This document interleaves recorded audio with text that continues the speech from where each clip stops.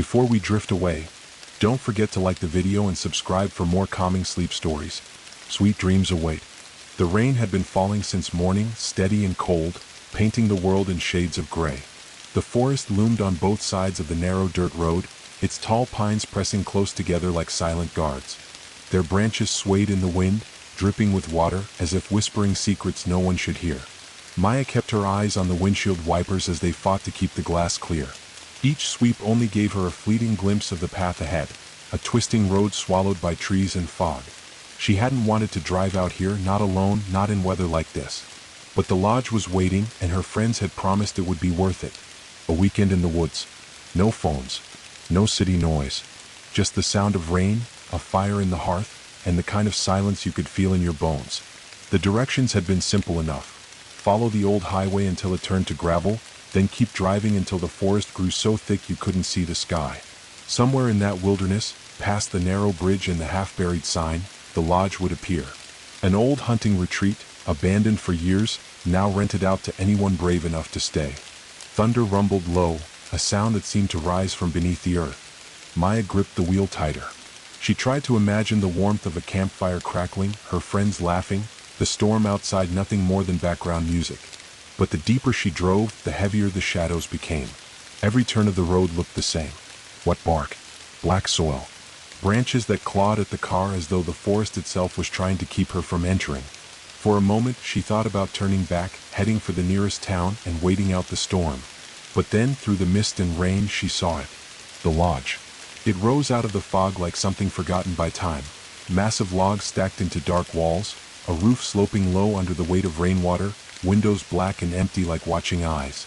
The porch sagged with age, and the stone chimney sent no smoke into the storm. Maya cut the engine and listened. The rain hammered down on the roof of the car. Somewhere in the distance, an owl hooted, the sound sharp and lonely. She told herself it was only a building, just wood and stone. But as she sat there staring, she felt a chill that had nothing to do with the weather. The forest around the lodge was silent now. Not even the wind stirred the trees. It felt as if the place had been waiting for her. Maya sat in her car longer than she meant to. The wipers ticked back and forth one last time before she cut the ignition. Then there was only rain. Rain on the windshield.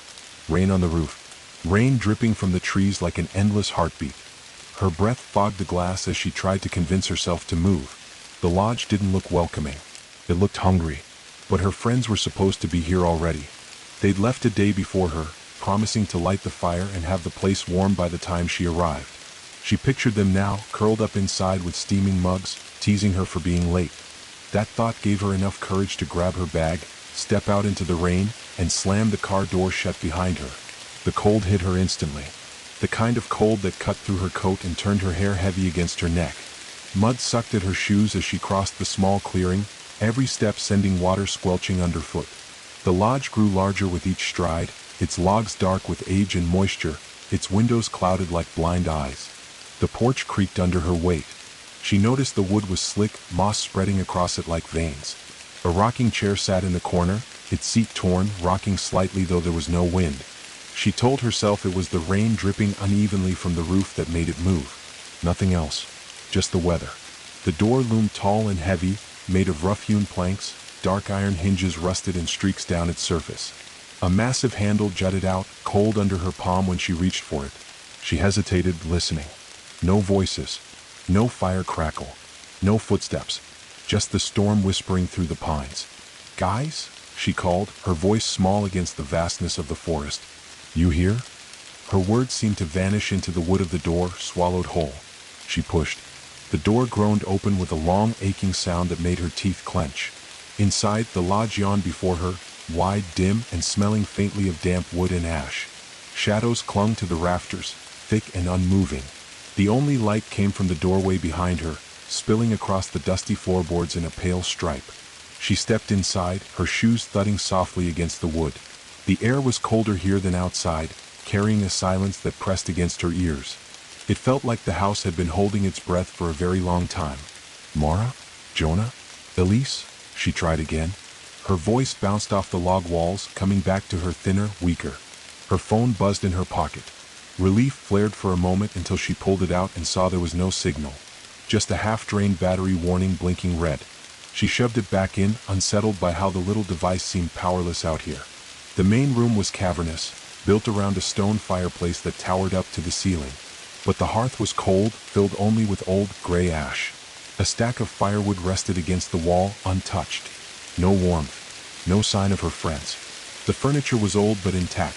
Sofas with sunken cushions, a heavy table scarred with knife marks, a few mounted deer heads that stared at her with glassy eyes. Dust coated everything. Her footsteps stirred faint clouds from the rugs as she moved deeper inside. Something about the silence gnawed at her. It wasn't just empty, it was purposeful, like the house wanted her to notice the absence of sound. No ticking clock. No hum of electricity.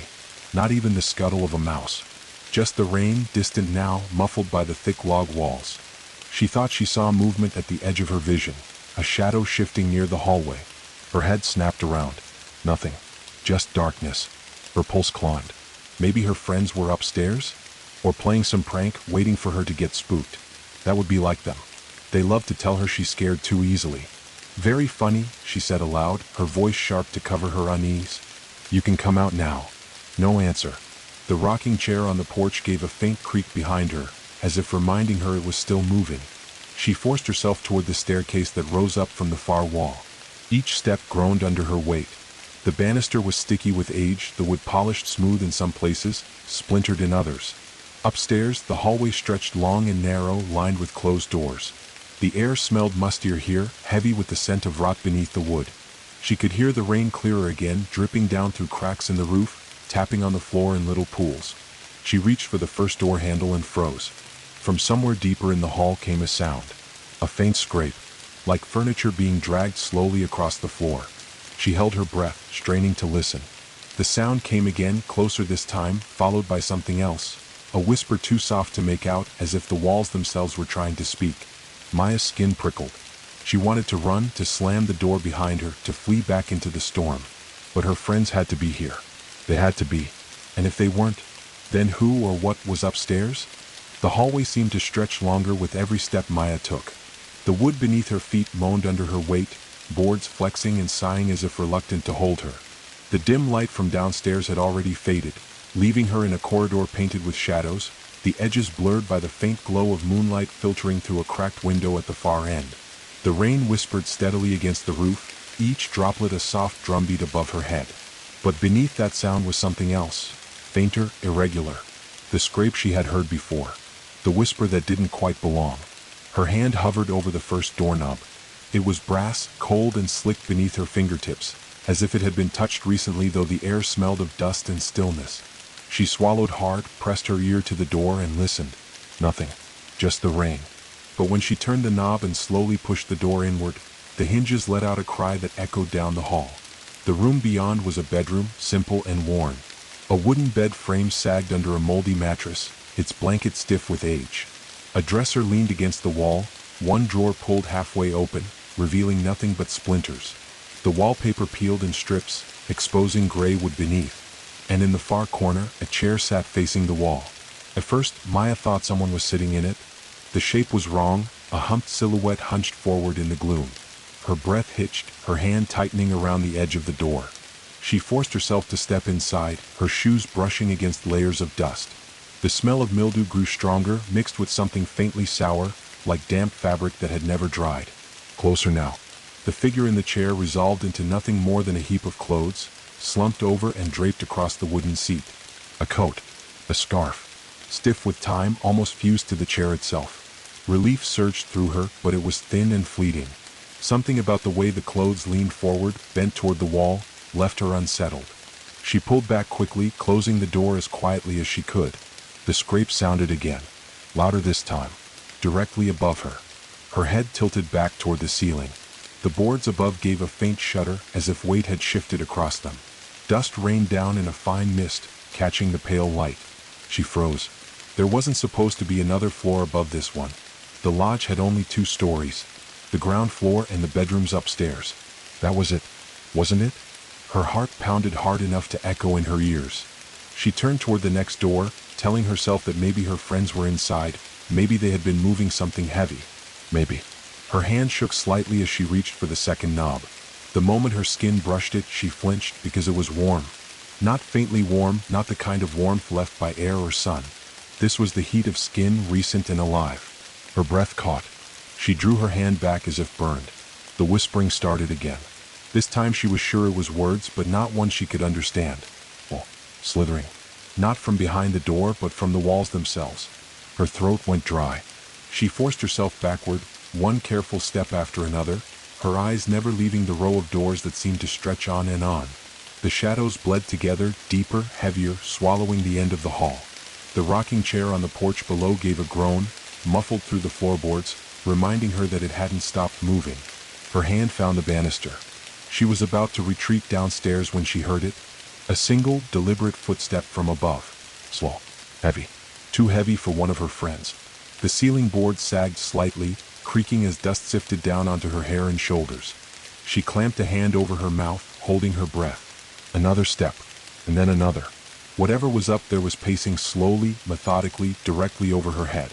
The whispering returned, threading through the sound of footsteps, rising and falling like a chant. Her pulse surged with it, and for a moment she thought she heard her own name, Maya, woven faintly into the murmur. Her stomach lurched. She stumbled back toward the staircase, the shadows of the hall pressing tighter around her, the weight above her keeping pace. Then silence. No footsteps. No whispers. Just the hollow, waiting quiet. Maya dared a glance upward. The ceiling boards looked the same, damp and stained, nothing out of place. And then, all at once, something scraped directly against the ceiling above her. A long, sharp drag of wood across wood, as though a chair had been pulled across the floor. The sound was so violent it rattled the lamps on the walls. Maya bolted. She ran down the stairs, her feet slamming the boards, her breath ragged. She burst into the main room again, where the cold hearth loomed, and stopped, chest heaving. The lodge was still. Empty. But something about it had shifted, as though her panic had woken it from a long sleep.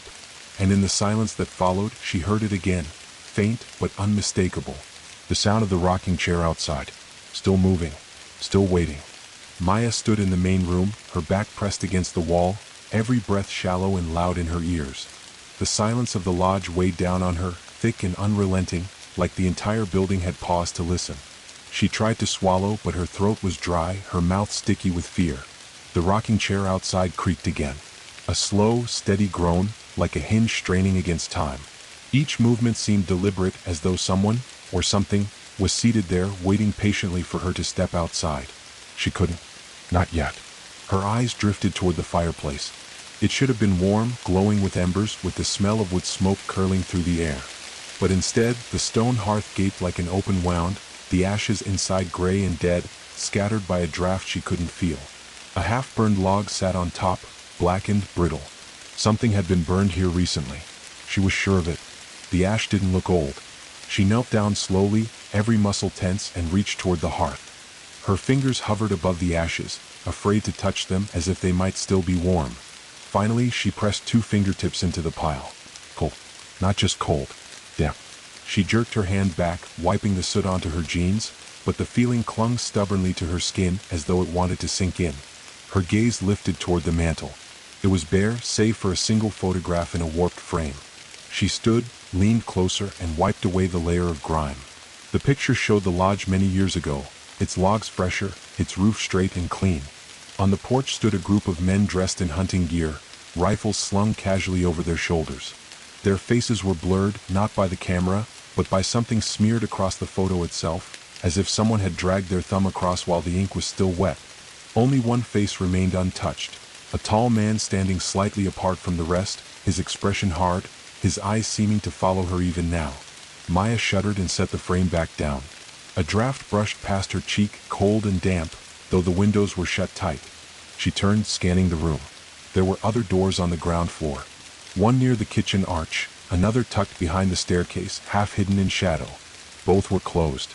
Both looked heavier than they needed to be, built not to invite but to contain. The scrape overhead sounded again. Slow.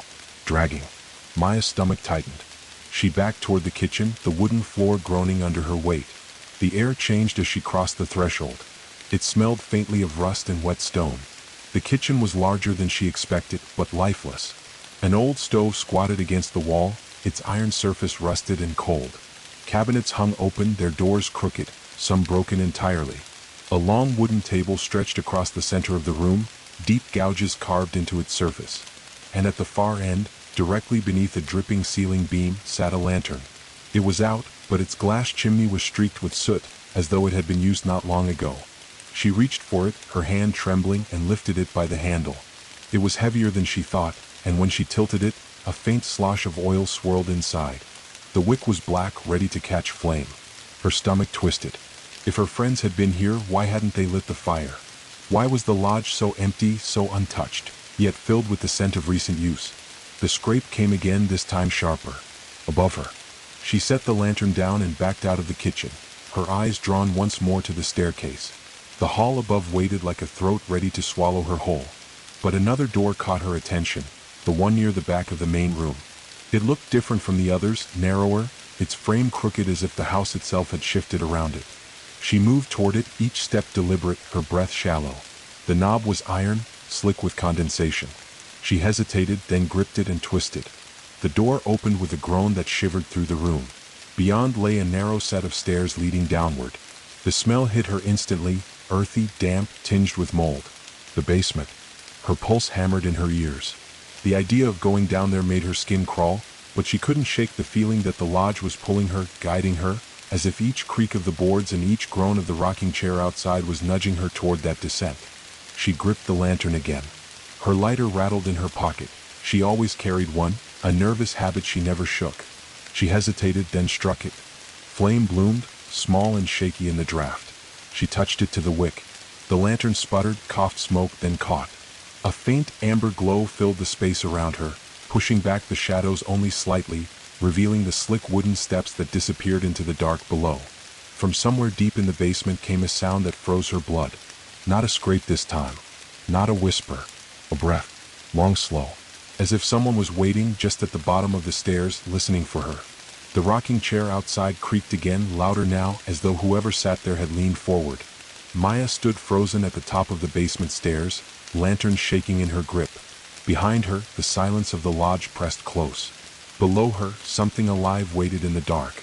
And above her, unseen, the heavy footsteps began again. The lantern flickered in Maya's trembling hand, its glow shallow against the pressing dark. The flame seemed too fragile, as though the shadows might smother it if she held it still for too long. She stared down the staircase into the basement, heart pounding in her throat, her breath clouding faintly in the cold air that drifted up from below. That sound, the breath she'd heard, had stopped the moment the lantern lit. The silence now was absolute, suffocating. For a long moment she didn't move. She tried to convince herself she'd imagined it.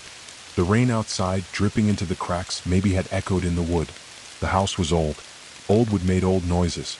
But deep down in the pit of her stomach, she knew. Someone, or something, was down there. The rocking chair outside groaned again, muffled through the log walls. It was almost rhythmic now. A slow, steady creak like a heartbeat. Maya backed away from the basement door, forcing herself to breathe evenly. She told herself she didn't have to go down there. Not yet. Not alone. She needed to check the rest of the lodge first. Maybe her friends really were here, upstairs, asleep, drunk, or just messing with her. Maybe she wasn't trapped in some nightmare that smelled of mold and old ash. She shut the basement door carefully, the latch clicking shut with a sound that felt too loud. The lantern's glow danced against the walls, stretching the mounted deer heads into warped, elongated shadows. Their glass eyes gleamed faintly, following her as she crossed back to the stairs. Every step upward groaned beneath her weight. She tried to steady her breathing, telling herself over and over, "It's fine. It's fine. Just check the rooms. Just find them. You're not alone. You're not alone." But the words didn't stick. The memory of the footsteps above still clung to her, heavy and deliberate. At the top of the stairs, the hallway stretched ahead, long and suffocating. The lantern's light only pushed back the dark for a few feet, leaving most of the corridor swallowed in blackness. The doors waited, lined up on either side like sentinels. She moved to the first one she hadn't opened before. The knob was cold this time, mercifully cold, and stiff when she turned it. The door creaked open, revealing another bedroom. This one was cleaner, though that made it worse. The bed was neatly made, the blanket tucked with precision, the pillows arranged perfectly. The air smelled faintly of lavender, an impossible freshness in the midst of the rot. And on the nightstand sat a glass of water. Half full. Condensation trickled down its side. Maya's chest tightened. Someone had been here recently. She backed out quickly, shutting the door with trembling fingers, her lantern shaking so badly the flame danced high, throwing jagged shadows across the walls. Another sound cut through the silence. A soft patter. Not rain. Footsteps. Bare feet on wood, moving lightly, almost playfully, farther down the hall. Her throat closed. She spun the lantern toward the sound, but the hall was empty. The shadows deepened, stretching longer, mocking her with their stillness. "Hello," she whispered, though her voice cracked on the word. No answer. The pattering stopped. Then came the whisper. Low, slithering, sliding from door to door, impossible to place. She could almost hear her name in it again. Maya, but it was stretched, warped, as though spoken by a mouth too wide. Her knees went weak. She pressed her back to the wall, gripping the lantern tighter, willing its glow to be stronger. The rocking chair outside creaked once more, louder now, in time with her racing heartbeat. And then from behind the next door came a thud. A heavy, deliberate thud. Maya froze, staring at the door's frame. Dust trembled from the ceiling above it. Something had struck the wall from the inside. Her hand lifted slowly, almost against her will, toward the knob. She told herself to stop, but her body didn't listen. The lantern's glow pooled across the brass, reflecting her pale, terrified face. She touched it. It turned easily, too easily. The door swung open with a groan. Inside, the room was empty.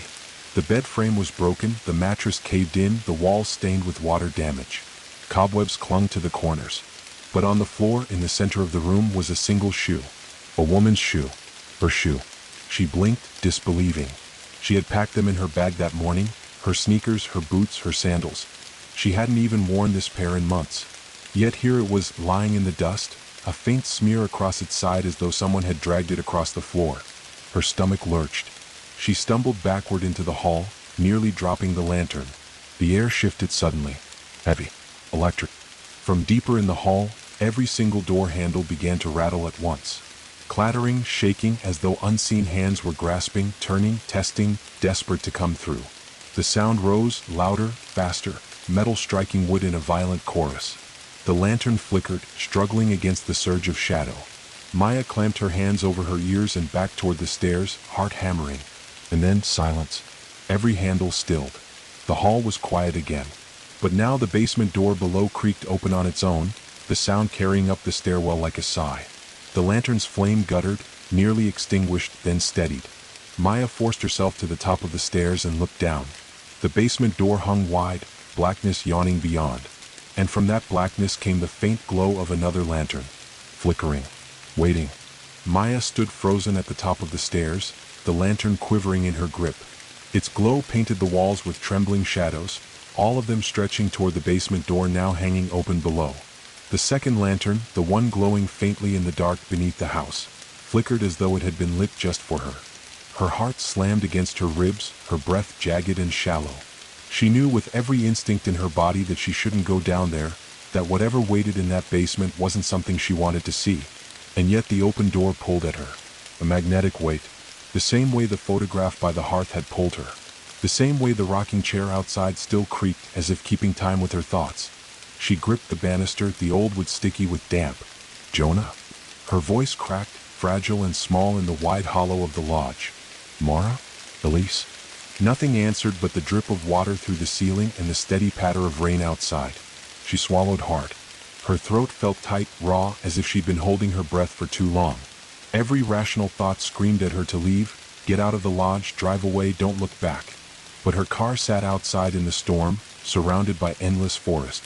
Leaving meant braving the woods alone in the dark, with no signal, no help, and no certainty that something wouldn't follow her. And besides, where were her friends? The thought cut deeper than her fear. If they were trapped somewhere in this house, calling out silently for her, she couldn't just run. Her lantern flame wavered. One step. Her foot landed on the first stair, the wood groaning in protest. The air that drifted up from below was colder than ice, thick with damp earth and something sharper beneath it, a metallic tang that curled at the back of her tongue. 2 steps. The shadows swallowed her as she moved lower. Her lantern cast thin light across the walls, revealing stains in the wood, dark streaks that ran downward, like water that had bled through over many years. 3 steps. The other lantern below flickered again, as though it had sensed her coming. Its glow shifted, stretching upward, faintly golden against the black. Her chest tightened. Halfway down now. The silence pressed in on her ears, so complete that she could hear the thud of her heartbeat and the rasp of her breath. Then, faint but unmistakable, she heard the sound again. Breathing. Slow. A steady exhale, like something enormous waiting in the dark, just beyond the reach of her lantern light. She froze, clutching the banister, her knuckles white. Her throat went dry. The breath drew in again. This time she could almost feel it brush across her skin, as though the air itself had shifted in time with it. "Mara?" she whispered, the name a prayer. "Is that you?" No answer. But the other lantern below swayed slightly, as if disturbed by a breeze that hadn't touched her own. The rocking chair outside gave a long, groaning creak, the sound echoing faintly down into the basement stairwell. Her lantern guttered once, the flame shrinking to a pinprick before swelling back again. She forced herself forward, one step, then another, her shoes soft against the worn wood. At the bottom of the stairs, the basement opened into a wide chamber, its walls built of rough stone slick with moisture. The ceiling beams sagged low, dripping condensation onto the dirt floor. The air was colder here, heavy with the weight of silence. And there, in the center of the room, stood the other lantern. It rested on a wooden table, its glass chimney smeared with soot, its flame dancing faintly in the draft. The table itself was scarred with long gouges, as though something sharp had been dragged across its surface again and again. Maya raised her lantern higher, its glow stretching further into the shadows. Shelves lined the walls, filled with jars clouded by grime. Some held nothing but stagnant water. Others were dark with unidentifiable shapes, their contents warped and floating, unrecognizable. The smell of rot clung to them, sour and choking. In the far corner of the room stood an old iron stove, its door hanging open. Ashes spilled out onto the floor, black and wet. Beside it sat a wooden crate filled with bones. Too large for animals, too small for deer. Her stomach lurched violently. She stumbled backward, nearly dropping her lantern. The sound of breathing came again. Not from the room. From behind her. Maya spun, the lantern swinging wildly, casting jagged light across the stone walls. No one. Just the stairs leading back up into the gloom.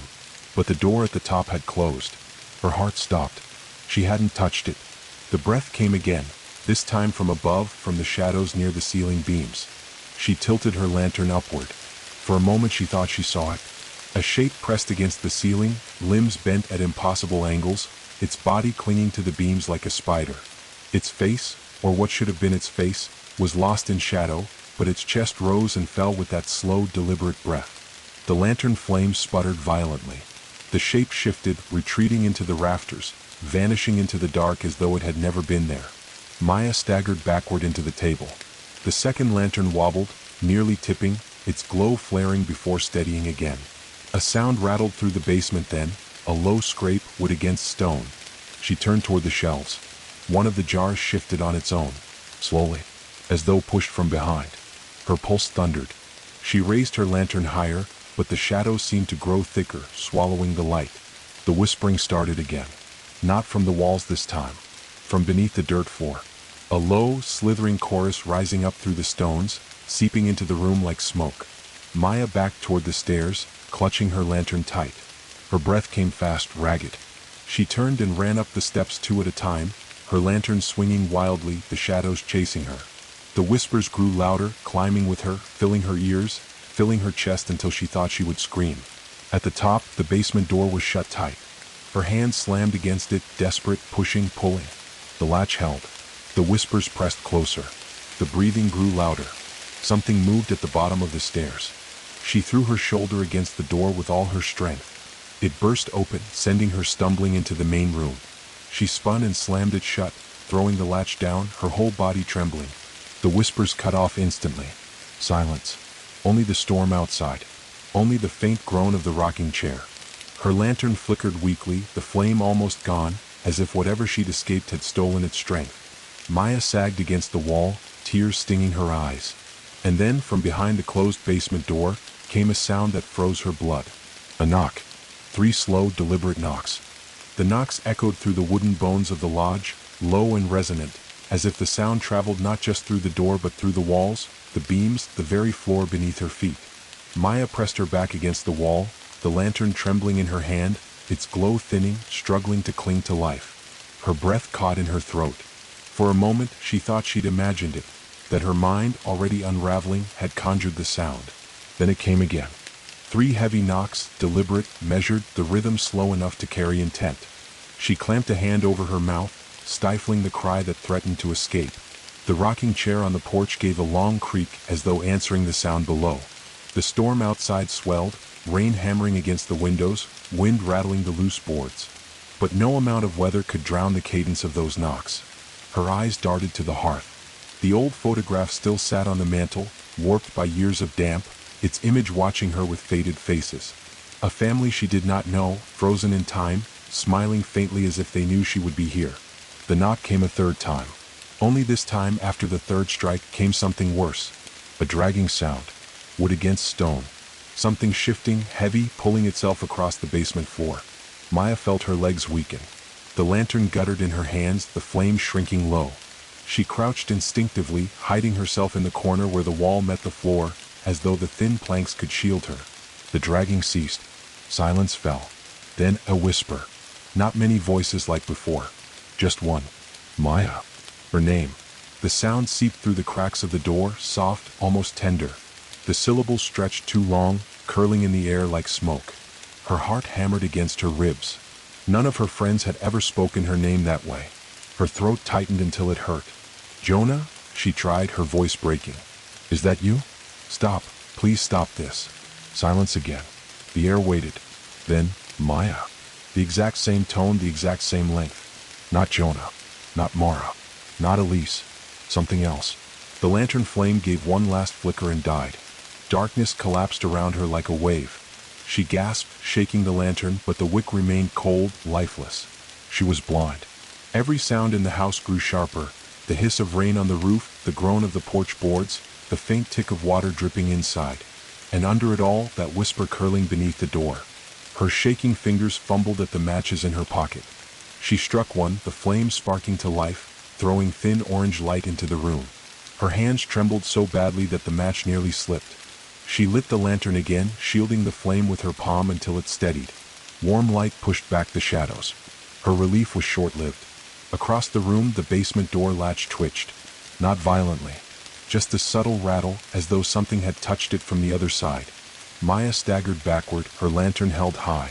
The wood groaned again under the faintest pressure. She shook her head, tears streaming now, whispering to herself, "No, no, no." The latch went still. But then the sound changed. From beneath the floorboards, spreading through the house like roots through earth, came a chorus of faint creaks and moans, as if the entire foundation had awakened. It rose slowly until the wall seemed to sigh around her, the beams above settling with an almost human weight. The lodge was breathing. She stumbled toward the fireplace, clinging to the last semblance of warmth. Her eyes flicked up again to the photograph on the mantel. For the first time since she'd noticed it, she saw clearly. There was something wrong. The faces. They were smiling too wide. And one of them, a young woman in the far corner of the frame, looked exactly like her. The breath caught in her chest. Her lantern slipped, nearly tumbling from her hands. She snatched it before it hit the floor, her knuckles white around the handle. A soft creak came from the porch. The rocking chair had stopped. But something else replaced it. Footsteps. Slow, deliberate, pacing the wooden planks outside. The sound of bare feet dragging across wet boards. 1 step. 2. 3. Stopping directly outside the front door. Maya's chest constricted. Her whole body shook with silent terror. The door rattled gently, not forced, just touched. As if the thing outside wanted her to know it was there. And then it began to hum. A low, broken melody, rising and falling like a lullaby sung through water. Her knees buckled. She pressed a hand to her mouth, choking on the sound, wishing she could shut her ears, but the tune wormed its way into her head. The basement door behind her rattled again. 2 directions. 2 entrances. 2 ways something could come in. Her lantern flame bent sideways as though pulled by a sudden draft. The house had no windows open, and yet the air moved, curling around her, carrying the faint smell of rot and damp earth. Her vision blurred with tears. She realized then, with cold certainty, that she wasn't trapped in the lodge. The lodge itself was the trap. And something, whether it was the family in the photo, the voice in the basement, or the feet outside, was tightening it around her, one creak, one whisper, one hum at a time. The humming outside dwindled into silence, but silence was worse. At least the lullaby, as twisted as it was, had form. This silence felt alive, deliberate, like a hunter waiting for its prey to make a sound. Maya's knuckles ached from how tightly she gripped the lantern handle. The metal was slick with her sweat, her arm trembling as she held it out, casting quivering light across the log walls. The front door stood only a few feet away, its wood swollen from years of damp. She could hear the storm pressing against it, the steady hammer of rain, the restless scrape of branches in the wind. But layered faintly beneath the storm was the weight of presence. She knew something still stood there motionless, waiting. And behind her, from the basement, that other presence waited too. Her pulse roared in her ears. She felt trapped between the upstairs hallway, the cellar below, and the storm beyond the walls. Everywhere she turned, the shadows seemed thicker, eager to smother her small flame. Her eyes lifted once more to the photograph on the mantel. She shouldn't have looked. The faces had changed again. She stumbled back a step, choking on a gasp. The family, mother, father, 2 children, no longer stared placidly from their faded world. Their heads had tilted ever so slightly, their eyes now fixed on her. Their grins stretched unnaturally, their teeth exposed as though they'd been caught mid-laugh. Her own likeness in the corner of the frame was sharper now, less faded, more recent. The young woman's clothes, her features, were identical down to the way Maya's hair hung damp against her cheek. "No," she whispered. Her voice cracked. The sound of it in the empty house felt like breaking glass. The basement door hinge groaned behind her. The wood creaked like it was breathing. She spun toward it, lantern swaying, the light stretching shadows long and jagged across the floor. The door wasn't opening, but it was moving, subtly, bowing inward as if pressed by something heavy on the other side. A soft scratching followed, nails dragging across wood. Long, slow, too long to be human. Maya's stomach churned. Her knees shook beneath her. She wanted to scream, but terror glued her jaw shut. Then came a new sound. Knock, knock, knock. Not from the basement. Not from the front door. From the upstairs hall. 3 doors down, one of the bedroom doors rattled gently as if someone had tapped from the inside. Her lantern wavered between the 2 directions, down to the cellar, up to the hall, her heart twisting in both directions at once. The house wanted her to choose. The sound came again, louder this time. The upstairs door rattled harder. Dust shook loose from the rafters, spiraling through the dim light. And then, layered faintly over the knocking, came laughter. Children's laughter. Thin, giggling, rising and falling, muffled through wood. Maya's body rebelled against her. Her feet moved toward the stairs, unwilling, her every instinct screaming, "Don't go, don't go," but she was moving anyway, as if drawn forward by invisible threads. The lantern flame sputtered, shrinking, fighting the pull of some unseen breath. She shielded it with her hand and whispered broken pleas under her breath. "Please, please stop." At the top of the staircase, the hallway yawned open again.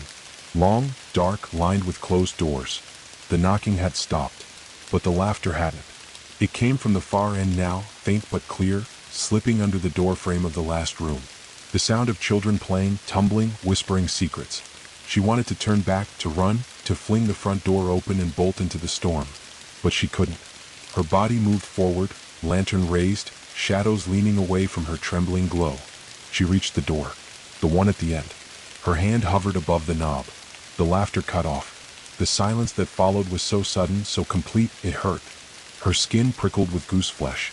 And then, from directly behind the door, came a whisper. "Come in." Her breath caught. The voice was young, girlish, almost sweet. But beneath the words, like a second voice speaking in tandem, was something deeper. Something ancient. The knob turned on its own. She stumbled backward, lantern shaking wildly as the door creaked open inch by inch. The hinges groaned. The air seeping out was icy, smelling of mildew and something metallic, like blood left too long in the rain.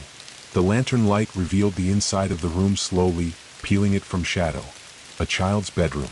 The wallpaper peeled in long strips, faded with patterns of blue clouds and tiny stars. A small bed sat neatly against the wall, the blanket tucked tight. Toys lay scattered across the warped floorboards. A wooden horse, a headless doll, a ball sagging with rot. And in the center of the room, etched into the floor with jagged, uneven lines, was a circle. Symbols surrounded it, cut deep into the wood, filled with ash. Maya froze. Her pulse screamed in her ears. Inside the circle sat the toy horse. Its head turned toward her, though it had no eyes. The whisper came again, though this time it did not come from the room. It came from inside her head. "Maya." She staggered, gripping her skull, choking on the sound. The lantern swayed, its flames stretching, nearly dying. The rocking chair outside creaked again. The basement door moaned. The house seemed to pulse with the sound, alive, breathing, aware. The floor beneath her feet vibrated faintly, as though something beneath it stirred. And in the photograph downstairs, unseen by her, the faces leaned closer to the glass. The circle carved into the bedroom floor seemed to hum, though no sound reached her ears. There was a vibration, low and constant, pulsing through the air, through her skin, into her bones. Maya clutched the lantern close, its glow catching the jagged carvings. They weren't just scratches, they were deliberate symbols, etched with precision and depth. Some resembled runes, others crooked shapes she couldn't place, as if letters had been stretched and broken until they no longer belonged to any language she knew. The ash filling them shimmered faintly in the light, though the air in the room was still. Her stomach knotted. She couldn't move forward. Every instinct screamed at her to stay in the doorway. The rocking chair outside gave one faint creak, almost lost under the storm's roar. Her breath came in shallow, ragged pulls. The room smelled of mildew and iron, sharp enough to sting the back of her throat. She forced her gaze away from the floor, scanning the rest of the room. The bed was too neat. Crisp sheets, tucked corners, a single pillow. Dust clung to every surface in the lodge except here. This room looked untouched, preserved, as though waiting for its occupant to return. Her lantern wavered toward the nightstand. A glass of water sat there, half full, condensation fogging its surface. Just like the other room. Her chest tightened. Someone had been here. Or maybe they still were. The whisper slithered back through her mind, softer this time. Come closer. Her throat constricted. She shook her head violently, clutching the lantern tighter. No. No, I'm not. The flame flickered, shrinking suddenly, nearly dying. Her protest died in her throat. Her eyes snapped back to the circle. The ash inside shifted. Not much. Just enough for her to see it move, like breath-stirring dust. The toy horse tipped sideways, landing outside the carved lines with a dull clatter. Her heart froze. The symbols glowed faintly, as though responding to the disturbance. The giggling returned. High, thin, like children muffling laughter beneath their hands. The sound came from the walls, the ceiling, even the floor. She staggered backward, lantern swinging wildly, shadows jumping across the peeling wallpaper. The laughter stopped in an instant. And then 3 sharp knocks. From under the bed. Maya's blood ran cold. Her body refused to obey her. Every muscle locked as the knocks repeated, louder, faster, until the bed frame trembled with each strike. She staggered backward, colliding with the hall wall. The lantern nearly slipped from her grip. The bed lifted. Just an inch at first, the wooden legs scraping against the floor. Then higher, a foot 2, until the small mattress tilted and crashed back down with a thud. Dust plumed into the air. Maya's throat opened in a strangled cry. She turned and fled, bolting down the hall, lantern light jerking across the walls. The house groaned around her, beams creaking, floorboards bowing beneath her pounding footsteps. She reached the top of the stairs, chest heaving. But she froze. The photograph on the mantel below was no longer still. Even from here she could see it moving. The family in the frame shifted, their mouths widening in unnatural grins, teeth gleaming where before there had been only faded smiles. The child who looked like her now pressed its hand against the glass from the inside, palms smearing faint condensation against the surface. Maya's lantern flickered violently. The flame bent sideways, pulled toward the fireplace like a breath sucking it away. And then the basement door slammed open. The sound cracked like thunder, rattling the windows in their frames. A wave of cold air rushed up the stairs, carrying the stench of rot and wet earth. Her skin broke into gooseflesh, her breath frosting faintly in the lantern glow. The whispering voices rose again, louder now, layered and overlapping. Some murmured in languages she couldn't understand. Others hissed her name, stretching it into long, broken syllables. Maya. Maya. She staggered backward, her spine pressing to the hallway wall. And then she heard it. Footsteps. Heavy. Measured. Climbing the basement stairs. Each thud of wood against wood was deliberate, unhurried, as though whatever was climbing wanted her to hear every single step. Her vision blurred with tears. Her body screamed at her to run, but her legs wouldn't move. The lantern guttered low again, its glow shrinking until the walls pressed in, shadows stretching taller, teeth-like. The final step creaked. The presence stopped at the top of the basement stairs. The air thickened. She could feel it standing there in the darkness below her, hidden just beyond the weak lantern light. And then, in the silence that followed, came 3 soft knocks. This time not on wood. but on the glass of the photograph. The knock on the photograph echoed like a heartbeat, sharp and hollow, vibrating through the air until it rattled her teeth. Maya's lantern shook violently in her hand, the flame flaring high before sputtering low again, as if the house itself was trying to extinguish it. Her eyes dropped to the hearth. The photograph no longer looked faded and distant. It was alive. Condensation fogged the inside of the glass, and behind it the family's faces pressed closer. Their smiles had sharpened into grimaces, teeth too many, too bright. The father's jaw hung open wider than it should, a silent laugh stretching his mouth toward his ears. The mother's eyes bled faint trails of black down her cheeks. And the girl who looked like her double, now stood in the front of the frame. Her hand flattened against the glass, palms smeared as if she were trying to push through. Her eyes locked onto Maya's, and the faintest curl of a grin pulled at her lips. Maya stumbled backward, her shoulders slamming into the wall. Her breath came in broken sobs. Then the knocking began again. Faster. Louder. Not just on the photograph now, on the walls, the ceiling, the floor. Everywhere at once, as if dozens of fists pounded from inside the wood. Knock, knock, knock, knock. Her lantern flame bent in the sudden draft, shadows crawling like insects across the room. The house groaned under the assault, beams creaking, nails straining in their sockets. Maya. The voice oozed up from the basement again, deeper now, more insistent. Her body rebelled, screaming to run, to flee out the front door into the rain, into the storm, into anything but this place. Yet her feet rooted to the floor, held fast by terror. The front door rattled violently, the latch clattering as if tested by invisible hands. She spun toward it, lantern swinging. For an instant she swore she saw a shape pressed against the warped glass. A pale oval, featureless, leaning close enough to fog it with breath. Then it was gone. The basement stairs groaned. Another step climbed. Then another. Maya's throat closed. She bolted. Not outside. Not yet. Instinct pulled her instead toward the kitchen at the far end of the lodge, her lantern's glow jerking across the walls as she ran. Pots hung crooked from rusted hooks, cobwebs trailing down like curtains. The air smelled of damp wood and sour mold. She slammed the kitchen door shut behind her and fumbled with the latch. Her lantern flame stretched tall, showing her hands trembling so violently she could barely work the iron bolt. She forced it down with a click and stumbled back, clutching the lantern like a shield. For a moment, blessed silence. Then, scratch. From the other side of the door, fingernails dragged downward, long and deliberate. The sound set her teeth on edge, rattling through her bones. She whimpered, clapping a hand over her mouth to keep quiet. The scratching stopped, but the whisper seeped through the cracks, curling like smoke around her ears. Maya, let us in. The words weren't muffled. They were clear. Too clear. As though the voice was inside the room with her. She spun, lantern high. The kitchen table stood in the center, warped with age, one leg crooked. On it sat a plate. A single plate, polished white, gleaming despite the dust everywhere else. And on the plate, her phone. Maya froze, heart leaping into her throat.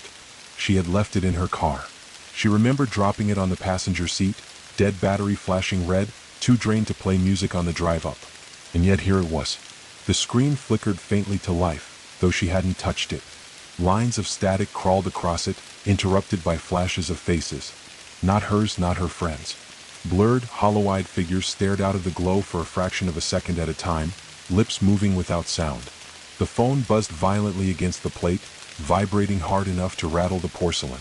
A message appeared on the cracked glass. Come downstairs. Her stomach lurched. She dropped the lantern on the counter, hands shaking too badly to hold it steady, and grabbed the phone. The screen felt icy as if it had been left outside in the rain. The static cleared. The camera was on. Her reflection stared back at her. But behind her, in the grainy glow of the screen, she saw the kitchen door slowly creak open. She spun, but the door was still shut, the bolt in place. Her phone buzzed again. The image flickered, glitching, showing not one reflection but two. Her double stood beside her now, smiling. Maya screamed and hurled the phone across the room. It shattered against the far wall, falling in pieces among the dust. The screen went dark. The lantern guttered. The humming returned. The same lullaby she'd heard outside. Only now it came from directly above her, from the attic. Floorboards overhead creaked as something heavy moved, slow, deliberate, pacing in circles. Maya's chest heaved. She pressed herself against the wall, eyes darting between the door, the shattered phone, the lantern sputtering on the counter. She was trapped. Above, something moved. Below, something climbed. Outside, something waited. And in the photograph on the mantel, unseen in the other room, her double smile stretched wider, teeth pressing against the glass, hair spilling through the cracks like wet ropes. Maya pressed herself against the wall, the lantern flickering like a dying heartbeat. The lullaby above throbbed through the floorboards, a slow, twisting melody that crawled into her chest, wrapping tight around her ribs and squeezing.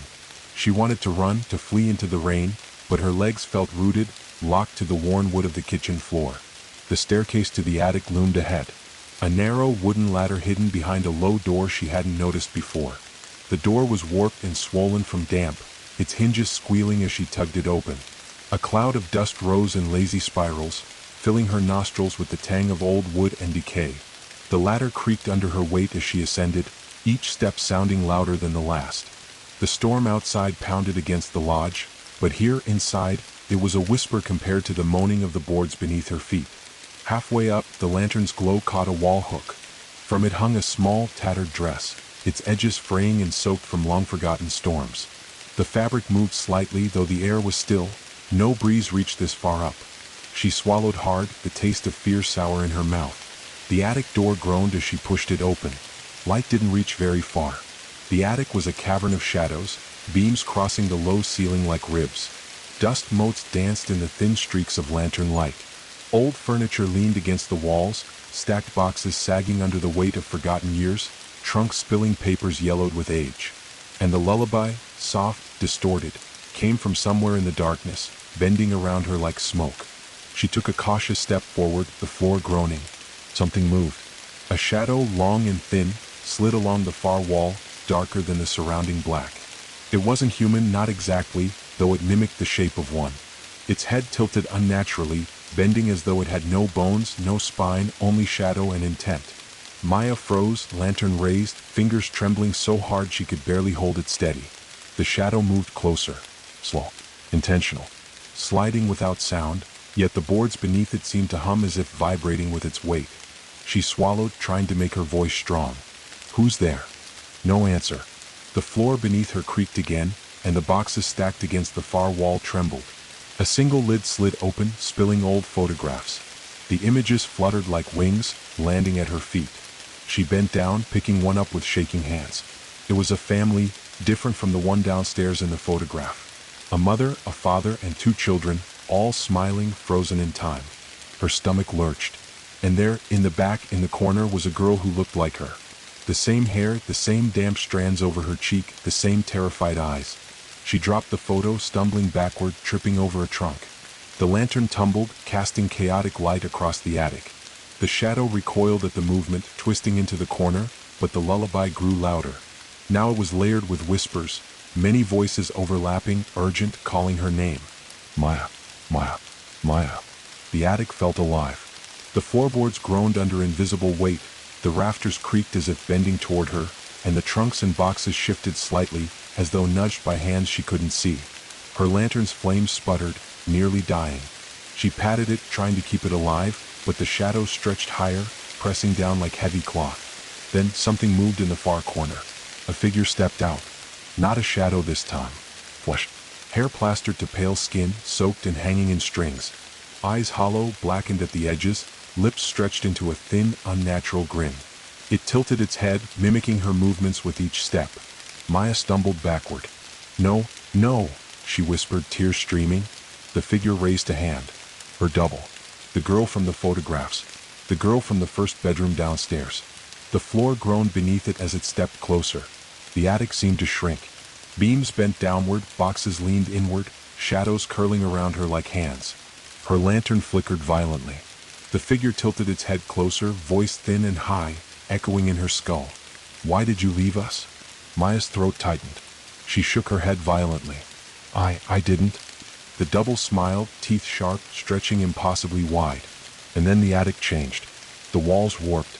The beams bent. The ceiling stretched upward, dark and endless. Dust spiraled like mist, swallowing the light from her lantern. The whispers multiplied, a chorus surrounding her, pressing against her eardrums, tightening like a vice. The floor beneath her groaned, vibrating. She stumbled, falling to her knees, scrambling backward. Then a sound she hadn't heard before. A soft tap-tap-tap against the roof of the attic, steady, rhythmic. The double crouched, tilting closer. Its face was mere inches from hers now, pale and wet. "Come with us," it whispered. "It's your turn." Maya screamed, clutching the lantern as the floorboards under her knees cracked, splintering with the sound of snapping bones. The whispers crescendoed, now screaming, shrieking, demanding. She scrambled toward the attic door. Each step was met with resistance, as though the shadows themselves reached out to grab her ankles. The door refused her. The latch had vanished. In its place, a solid wall of shadow stretched across the opening. She was trapped. And the lullaby, slow and warped, rose to a deafening pitch, filling every corner of the attic, bending the air around her, squeezing her lungs, suffocating her. Her lantern flared, and in that brief burst of light, she saw them. Shadows in every corner, crawling from the rafters, pressing from the floor, twisting from the walls. Faces pressed into the darkness. Her face, her friends' faces, the faces from the photographs, grinning, twisted, watching. Waiting. The double stepped closer, hand reaching out. And the attic itself seemed to lean toward her, the floorboards bowing, the beams bending, shadows curling, whispers screaming. Maya closed her eyes, shaking, tears streaming, lungs burning. She didn't know how she was still standing. And then, a branch slammed against the attic window outside. The first sound of the storm from the forest that felt real. Cold, wet, and chaotic. A choice pressed into her mind: stay in the house that had trapped her, or step into the storm and risk whatever waited outside. Her lantern flickered one last time, the flame wavered, and the double whispered, smiling, teeth sharp. "Go on, if you think you can leave." Maya's legs shook beneath her. Every step toward the attic hatched a battle against fear and the oppressive weight of the lodge around her. The double reached out again, pale fingers brushing the air inches from her face. Her shadowy echoes from downstairs, from the basement, from the photographs, all seemed to ripple outward, filling the attic with impossible pressure. The window rattled as the storm outside roared. Rain hammered against the glass in sharp, uneven bursts, lightning slicing the sky in harsh white knives that illuminated the lodge in fractured flashes. Thunder followed almost instantly, shaking the rafters, echoing inside the attic like a drumbeat in her chest. Maya wrenched open the hatch. Cold wind howled in immediately, carrying the smell of wet earth and pine. It stung her lungs, sharp and biting, and made her stomach lurch. The shadows behind her recoiled slightly at the intrusion, but they didn't vanish. They pressed against her back like hands, cold and tangible, whispering her name over and over. "Maya, Maya, Maya." She climbed through the hatch, limbs trembling, drenched from the moment she emerged into the storm.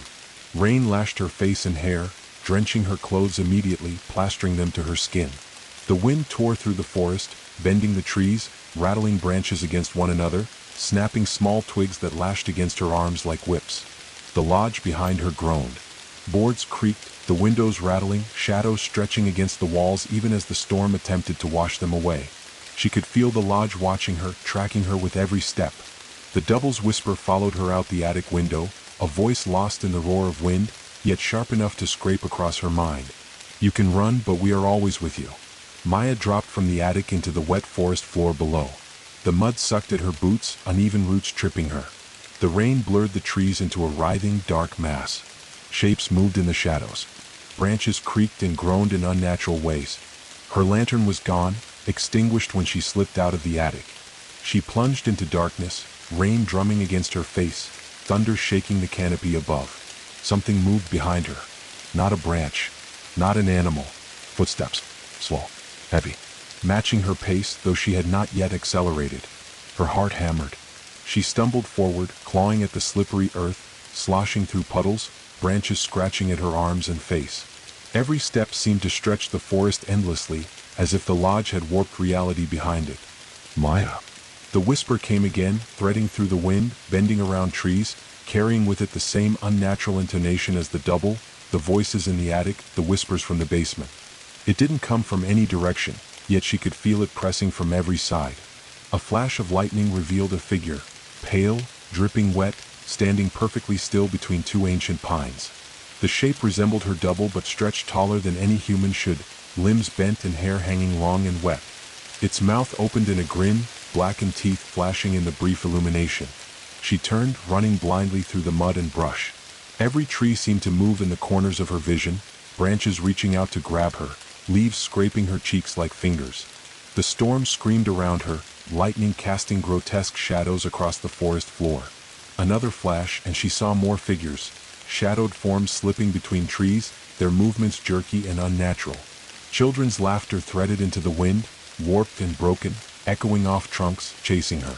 The forest itself seemed alive, bending and twisting, leaning toward her. Her lungs burned. Her legs threatened to collapse. But still she ran, slipping and sliding, branches tearing her clothes, rain pouring down in relentless sheets. And then, something worse. From the lodge, a sound like wood splintering and metal scraping echoed through the forest. The house itself was moving. She couldn't see it, but she felt it. The walls, the windows, the attic, the basement, all shifting, stretching, reaching into the storm. Shadows poured from the roofline like water, chasing her into the trees. She stumbled into a small clearing, mud sucking at her feet.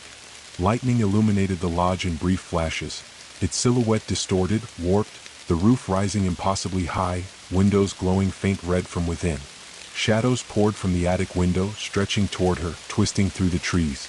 And yet, for the first time since she had entered the lodge, Maya saw a faint path through the forest. A narrow trail of broken branches and trampled ferns leading away from the lodge, disappearing into the darkness beyond the reach of the storm's immediate fury. Something whispered, "Closer now. Don't leave us." She ran. Her feet slipped, mud spraying, branches tearing at her skin. Rain pounded her face and hair. The wind screamed around her ears, almost drowning out the sound of the whispers and laughter. But still she ran. Every step she took, the lodge loomed in her vision, distorted in the lightning flashes, more massive than it should have been, its windows glowing faint red, the double's face pressed to the glass again. Maya didn't look back. She couldn't. Every glance toward the lodge, every heartbeat that registered it in her mind, made her stumble, made her fall deeper into the forest. She ran until the rain blurred the world around her, until the lodge, shadows, whispers, and doubles became distant echoes, and only the forest remained, dark, wet, and alive with possibilities she could not yet name. But she did not stop. Not yet. Because even here in the storm she felt it, the lodge was watching, waiting, patient. And the double's voice followed her, carried on the wind through the rain. "We are always with you." Maya ran on, drenched, bleeding from minor cuts, lungs burning, adrenaline screaming through her veins.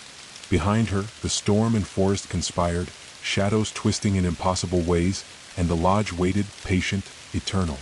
She did not know how far she would run. She did not know if the forest would let her leave. But she ran anyway, driven by one instinct: survive.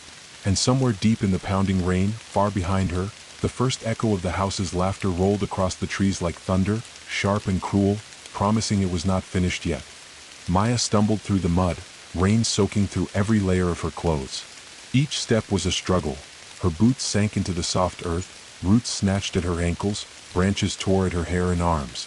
The storm raged around her, a furious symphony of wind, rain, and the distant rumbles of thunder. But beneath it, almost beneath her notice at first, something else began to move. Shadows. Not the simple shadows cast by trees, not the fleeting darkness of clouds crossing lightning flashes, but shapes that seemed to slither along the forest floor, curling around roots, creeping along the trunks and stretching into the air like smoke. They moved with intent, whispering her name in voices that were not voices, echoing in the wet, thick air. Maya. Maya. The forest itself seemed alive. Each tree loomed closer, roots twisting toward her like gnarled fingers, branches reaching out in arcs, scraping her arms and face. The rain was relentless, hammering her, soaking her to the bone, but it could not wash away the sense that she was being watched. Maya's lungs burned. She stumbled again, hitting the ground hard, mud splashing into her mouth. She spat it out, trembling, and forced herself upright. Her feet slipped on moss-covered roots. Lightning flashed. She saw it then, a figure, pale and wet, standing still among the trees. Her double. The girl from the lodge. Only here she was taller, elongated, limbs bending at angles that should not have been possible. Her grin stretched impossibly wide, teeth blackened at the edges. She raised a hand, slow, deliberate. Maya spun, running blindly. Every flash of lightning revealed more figures, shadowy doubles, twisted shapes, children and adults alike, all pressed into the warped forest, watching, waiting. Their eyes glimmered faintly in the storm, reflecting lightning like shards of glass. The whispers grew louder, louder than the storm itself. Voices layered atop voices, overlapping, urgent, demanding. Some called her name. Some chanted words she didn't understand. Others hissed, stretching her name into long, broken syllables that slashed through the air like knives. Roots seemed to reach for her now. They twisted into the mud, curling around her ankles, tripping her again and again. She fell into a shallow ditch, mud and rain filling her mouth, but she struggled upright, clawing at the wet earth. The forest had become a labyrinth. Every direction looked the same. Trees leaned in unnatural angles, their shadows forming jagged, human-like shapes. The path she thought she saw dissolved beneath her, replaced with more mud, more roots, more shadows. Above her, the storm intensified. Lightning split the sky, thunder ripping through the canopy like gunfire. Rain poured in sheets, blinding her, soaking her to the bone. Every flash revealed the forest's inhabitants. Her doubles, standing between the trees, crouching behind trunks, faces pressed against bark, eyes gleaming. She could hear the lodge behind her still, faintly, distant but persistent. Its laughter rolled through the trees like thunder, deep and cruel, promising that it was not done with her. She ran blindly, branches whipping across her face, mud sucking at her boots, lungs burning. Every step seemed to echo, amplifying the whispers, until she felt as if the forest itself was calling to her, shaping the storm and the darkness into a voice she could not ignore. Then she tripped over something solid. A log? No, it was a body. Pale, wet, and unmoving, lying face down in the mud. She stumbled past it, heart hammering, but dared not look. Her lantern had been lost in the lodge. She had nothing but the storm's lightning to guide her. A sound came from the underbrush. Not a branch snapping, not a rock falling. Something heavier, moving on four legs, yet the steps were human. Closer, closer. Maya spun, heart in her throat, and saw them. Shadows rising from the mud. Twisted shapes, partially human, partially something else. Long limbs bent in impossible angles, hair plastered to skin, faces stretched, smiling, grinning, black eyes staring. The forest hummed with life. Every plant, every root, every tree seemed aware, bending, twisting, closing off paths.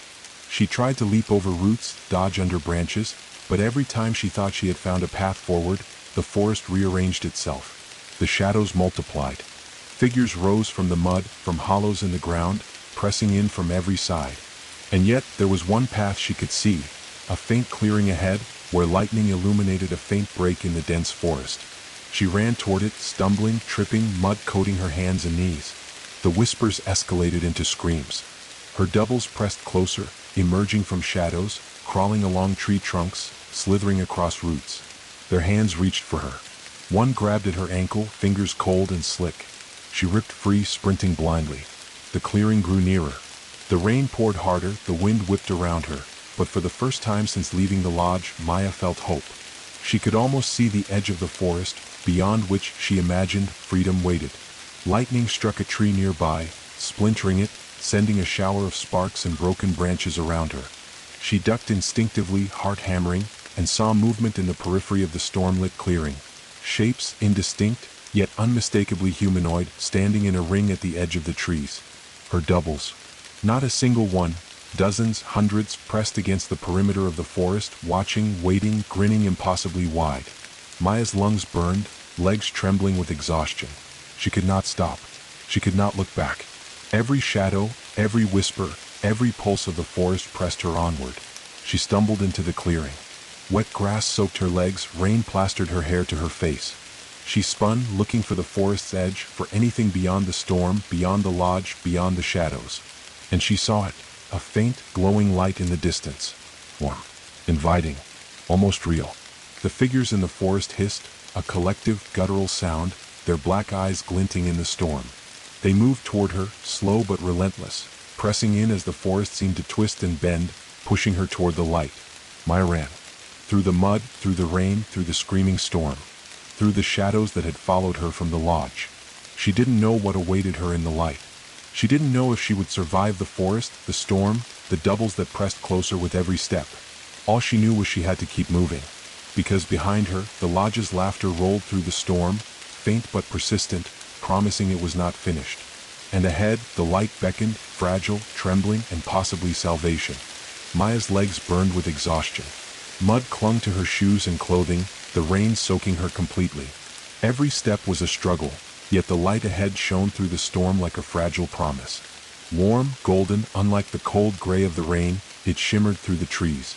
It wasn't much, just a flicker, a glow that pulsed faintly, but it was enough to draw her forward. The shadows followed her still, pressing from every side. Some doubled, stretching taller, limbs twisting in impossible ways. Others remained partially hidden, leaning from behind trees, dripping wet, grinning impossibly wide. They hissed, whispered, and called her name, overlapping each other in a chorus of madness that grated on her skull. Maya, Maya. Her heart pounded, breath ragged. Every time she stumbled, she felt hands, or something like hands, snatch at her ankles, pulling, trying to trip her into the mud. Lightning split the sky. The storm flared violently, wind whipping branches, tearing at her hair and clothing. The doubles swayed and twisted in the flashes, disappearing when darkness returned, only to reappear in new, impossible positions, cutting off her path, forcing her to weave through the forest like prey. And still the light pulsed. Maya forced herself toward it, each step a battle against the pulling darkness behind her. Her legs were slick with mud, her skin scraped by branches. She stumbled over a root and fell flat, mud and water filling her mouth, yet she pushed herself up, coughing and gagging, terrified that if she stopped, the shadows would overwhelm her. Another flash of lightning revealed a figure closer than she expected. One of her doubles, elongated and pale, standing just beyond a tree. Its grin stretched impossibly, blackened teeth gleaming. It raised a hand and pointed toward her. The gesture wasn't threatening exactly, but it was deliberate, calculated. She spun and ran, not daring to look back, and felt the forest itself shift beneath her. Trees leaned inward, roots coiling like snakes, mud sucking harder at her boots. Every step felt heavier, as though the forest were a living entity intent on dragging her down. The light grew brighter. It came from a small clearing, fog rolling around its edges. A fire? Or a lantern? She couldn't tell yet. It beckoned like a faint heartbeat against the oppressive pulse of the shadows. Then she heard it, a voice, clear and human, above the storm, cutting through the whispers and hissing. Maya, over here. She turned her head just slightly and saw a figure emerging from the light. A man, soaked to the bone, holding a lantern high. His face was partially obscured by shadows, but his eyes were wide with urgency. Come on, he yelled. This way. Something in her mind screamed, don't trust it, but instinct overrode terror. She ran toward the glow, toward the sound of human voice. As she entered the clearing, the storm seemed to twist around the edges of the light. Shadows pressed up to the border but did not cross it. They hissed, moaned, and reached with twisted limbs, but stopped at the edge of the glow. She collided with the man, tripping forward, and he caught her just in time. His grip was firm but not cruel, grounding her, anchoring her to reality. You're safe here, he said, breath visible in the cold, wet air. For now. You have to move fast. The forest, it doesn't like to let people go. Maya shivered violently, her teeth chattering. Her mind was spinning from exhaustion, fear, and cold. The lodge, on my doubles, she gasped. I know, he said, glancing back toward the edge of the clearing. Shadows pressed there like black waves. It follows. Always. But the light, this clearing, keeps them at bay. Only for a little while. Maya's pulse began to slow slightly. The warmth of the fire, or lantern, felt almost real. For a brief instant, she could almost imagine breathing without terror. Almost. Lightning struck, illuminating the forest beyond the clearing. Dozens of shadow figures emerged, writhing, twisting, reaching toward her, stopping just short of the light. They hissed and screamed, their voices layered, deafening, yet they could not enter. The man grabbed her hand, dragging her toward another path that led away from the clearing. The mud clung to their boots, roots threatened to trip them, but the light stretched ahead, marking a route through the storm. Keep moving, he urged. Don't look back. Don't hesitate. It will try to tempt you, trick you, show you what you want, but it's all lies. Just run. Maya stumbled, her exhaustion threatening to pull her to the ground. She heard the whispers, the laughter, the echoes of the lodge and the doubles calling to her. They promised safety if she returned. They promised comfort if she stopped. But she didn't stop. Step after step, through mud and rain, following the man and the light, she pushed herself forward. Each step felt like a victory, yet each flash of lightning revealed the forest's endless depth, filled with shadows that would never tire, that would never stop watching. The clearing behind them shrank with each step. The lodge's laughter, faint and distant now, still rolled through the storm, promising it was not done. Her doubles pressed at the edge of vision, shapes half glimpsed between trees, arms outstretched, grinning impossibly wide. Yet the light ahead persisted, a fragile, pulsing promise through the storm. And for the first time since the lodge, Maya allowed herself to hope. Just a little, that maybe, somewhere beyond the forest, she could escape the horrors that had followed her from that cursed place. But even as she ran toward it, she could feel the whispers threading through the rain, the shadows bending the forest, and the lodge's voice carrying across the distance. "We are always with you." And the words promised that the storm, the forest, and the darkness were far from finished. Maya's legs burned with every step, mud sucking at her boots, roots tripping her over and over, but she forced herself onward. The faint light ahead grew stronger, warm against the cold gray of the storm, illuminating a narrow path that seemed almost unnatural in its clarity. The man beside her, soaked and shivering, held the lantern high, its glow cutting a small circle of safety in the chaos. Behind her, the forest writhed. Shadows pressed at the edges of the light, twisting, coiling, wriggling as if alive. She could see their elongated forms, grotesque doubles of herself and faces from the lodge, grinning impossibly wide. They clawed at the trees, crawling along the trunks, pressing against the roots, whispering her name. "Maya, Maya." The man's grip tightened on her hand. "Almost there. Don't look back. Don't hesitate. Just keep moving." She nodded, though her lungs burned and her throat screamed.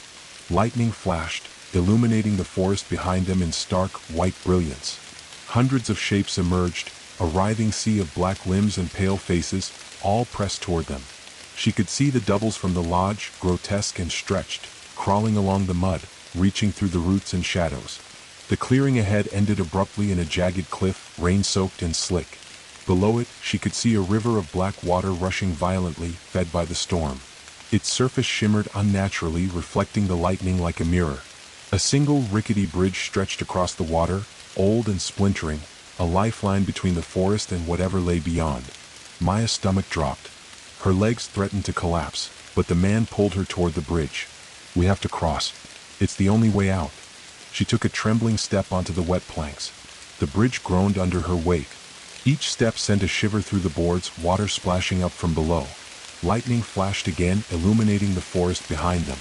The shadows pressed against the edge of the clearing, creeping closer, whispering promises and threats. "Maya, come back, come back." She forced herself forward. Each plank wobbled underfoot, some cracking. Her hands clutched the ropes, wet and slick. The storm screamed around her, thunder crashing, rain hammering her face, wind threatening to throw her off balance. Midway across, she looked down. The river churned violently, black water swirling with shapes she could not distinguish, reflections of the doubles, glimpses of faces from the lodge. Something moved beneath the surface, long, serpentine, barely glimpsed, yet undeniably alive. Her stomach clenched. The shadows from the forest pressed even closer. One of her doubles lunged from the trees, elongated limbs reaching for the bridge. She screamed, stumbling backward. The man grabbed her, steadying her against the ropes. "Keep moving. Don't stop," he shouted over the storm. She forced herself forward again, step by step, heart hammering, rain blinding her. The wind tore at her hair and clothes, the river roaring beneath, yet she pressed on. Every flash of lightning revealed more doubles, more shapes, all pressing toward the bridge but unable to enter the light of the lantern. Halfway across, a plank cracked. She froze, balanced precariously. The black water below surged like it was aware, reaching upward with cold, slick fingers that threatened to drag her into the depths. She jumped, barely landing on the next plank. Another crack split the air. Behind her, the forest's whispers rose into a roar. The doubles screamed, voices layered, distorted, echoing through the storm. "Maya, Maya, ours." She ran again, adrenaline flooding her veins, fear fueling her legs. Each step was a gamble. The bridge twisted under the storm, ropes creaking, planks groaning. Lightning revealed glimpses of the doubles pressing closer, their black eyes glinting, fingers reaching, grins impossibly wide. She stumbled, nearly falling. The man yanked her upright. Almost there. One more step. Finally they reached the end of the bridge. Solid earth. Grass and mud beneath her feet, wet and slick, but real. The light ahead shimmered stronger here, a faint glow beyond the trees. She didn't know what lay there, safety or something worse, but it was away from the lodge, the forest, the storm. The shadows hesitated at the edge of the clearing. The doubles, writhing and twisted, pressed against the border of light, but could not cross. Their hissing and screaming filled the air, high-pitched and horrible, but contained, impotent against the glow. Maya sank to the ground, exhausted, shaking, heart racing. The man knelt beside her. "You made it. You're alive." She couldn't respond, only shivering, listening to the storm and the whispers that lingered at the edge of the clearing. Even here she could feel them, feel the lodge's influence stretching outward, bending the forest, waiting. The river roared beneath the broken bridge, black water swirling with shadows. Lightning split the sky again, illuminating the forest in stark flashes. She could see glimpses of her doubles in every flash, waiting, patient, promising they would not stop. Maya looked toward the light ahead. It pulsed, inviting, almost comforting. But she could feel the weight of the lodge, the forest, the storm pressing from behind. The whispers threaded through the rain, promising that no escape was final. And yet, for the first time since entering the lodge, she allowed herself a fragile thought. Maybe, just maybe, she could survive. But survival came at a price. The forest watched. The storm raged. The lodge waited. And Maya knew that the darkness behind her would follow, patient, inevitable, and that the true horror was not over. Maya's legs trembled, mud still clinging to her boots, rain soaking her hair and clothes. Every step she took felt like crossing a threshold between two worlds, the forest behind her, alive with shadows and doubles, and the uncertain land ahead, bathed in soft, flickering light that promised safety, or at least a pause from the relentless storm. The man beside her, still gripping her wrist, guided her through the shallow grass at the edge of the clearing. The mud beneath their feet gave way to solid earth. For the first time in what felt like hours, she felt her footing steady. The wind and rain still tore at her, but the oppressive weight of the forest seemed to lessen, replaced by a strange, almost unnatural calm. Ahead, the light glowed brighter, warm and golden, as though a hearth waited in the distance. Shadows from the forest lingered at the edge, writhing and pressing against the darkness like dark smoke, but they did not follow her beyond the clearing. She allowed herself a moment to breathe, chest heaving, lungs screaming for air. The man motioned forward. "This is the way. Keep moving." She nodded, dragging herself along. As they approached the light, the storm's roar dulled slightly, muted by distance. The wind still howled, but now it carried a scent, smoky, sweet, and oddly inviting. Maya's gaze fell on a small lodge, or was it a cabin?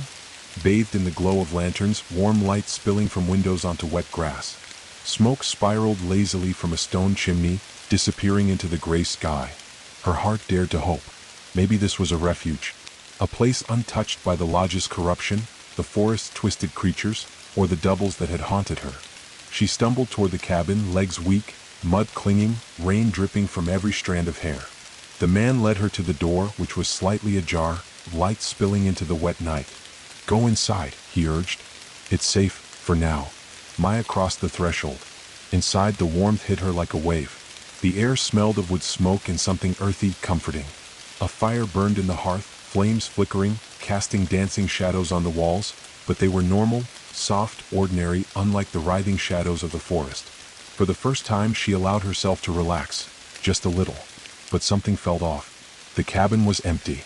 Furniture was arranged neatly, but everything was too perfect, too deliberate. The chairs were pushed in straight, the floor polished to a reflective sheen, the shelves stacked with objects that seemed carefully chosen.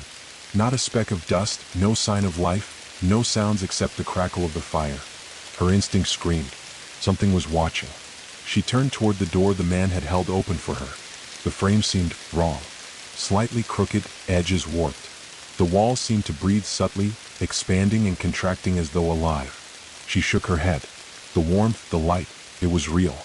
Yet her skin crawled with the memory of the lodge, of the forest, of the doubles, and of the whispers that never truly left her mind. "Is anyone here?" she called, voice trembling. No answer. The fire crackled. Shadows stretched along the walls, ordinary at first, then warping subtly as her eyes lingered.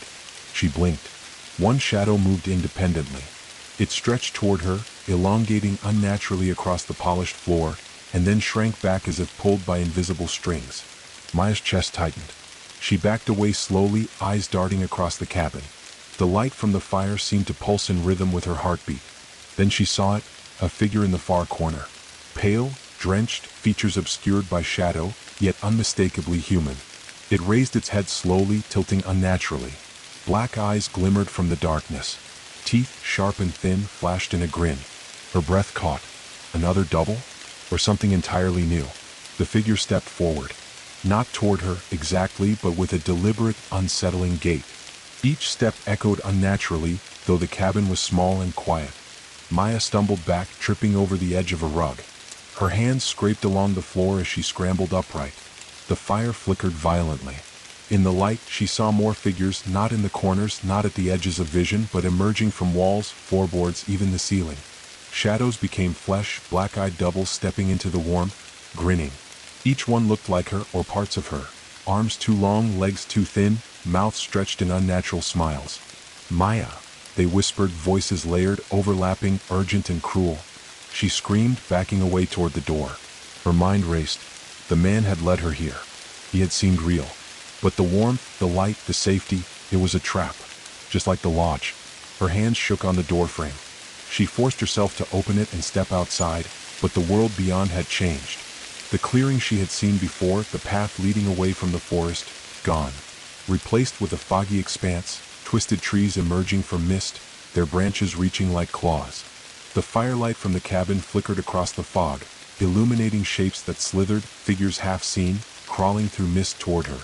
And the whispers followed, insistent, cruel. The man's voice echoed faintly, carried by the wind, or was it only in her mind? Run, don't stop. Maya turned, sprinting blindly into the mist. Each step was uncertain, the ground soft and wet beneath her boots. Shapes emerged around her, long, thin, grotesque doubles that had slipped from the cabin's walls and floors, pressing closer, reaching. She ran, dodging, twisting, heart-hammering, lungs burning. Above, the storm had shifted. Rain still fell, but it was quieter now, almost gentle, like a lullaby, but the whispers persisted, threading through her mind, promising doom if she faltered. The forest and the lodge were behind her. The cabin, its warmth and light, had been a lure, a snare. Every sanctuary she thought she found was a trap. And yet, somewhere in the distance, beyond the fog and the twisted trees, she glimpsed it. Another light, faint, wavering, as though it might lead her out, or deeper into whatever nightmare she had stumbled into. Maya ran toward it, chest heaving, body screaming in protest, mind fraying at the edges. The figures pressed from all sides, the mist twisting, the whispers growing louder, until it was a single, unending voice. "We are always with you." She didn't stop. Not yet. Maya's lungs burned. Her legs were slick with mud, scraped by unseen branches, yet she ran toward the distant light, a flickering promise through the fog and twisted trees. Each step was agony, muscles screaming, heart hammering. Behind her, the cabin's false warmth receded into mist, the shadows of her doubles pressing closer with each passing second, their whispers a chorus of madness that clawed at her mind. The wind carried them, voices layered, urgent, cruel. "Maya, you cannot leave. Maya." The mist thickened around her, curling like living smoke. Trees bent and twisted, their limbs stretching unnaturally, scratching at her clothes and hair. Roots erupted from the ground like black snakes, curling around her boots. She yanked free and stumbled forward, mud spraying, rain stinging her face. Lightning flashed across the sky, revealing glimpses of the figures chasing her. Some were doubles from the lodge, elongated and twisted, grinning impossibly wide. Others were entirely new, nightmarish creations, human forms warped by angles that should not exist, eyes black voids, mouths stretching in silent screams. The light ahead wavered, beckoning, pulsing like a heartbeat in the storm. Warmth tinged the edges of the fog, but it was distant, almost unreachable. Yet it was all she had, all she could cling to. She ran. Branches tore at her arms, mud sucked at her feet, roots threatened to trip her again and again. Each step was a battle against exhaustion and terror. The whispers grew louder, louder than the rain, louder than the wind, threading through her skull, threatening to make her stop, to turn around, to return to the lodge and the cabin, to the doubles and the shadows. "Maya, come back, ours." The light flickered brighter. It shimmered across a clearing ahead.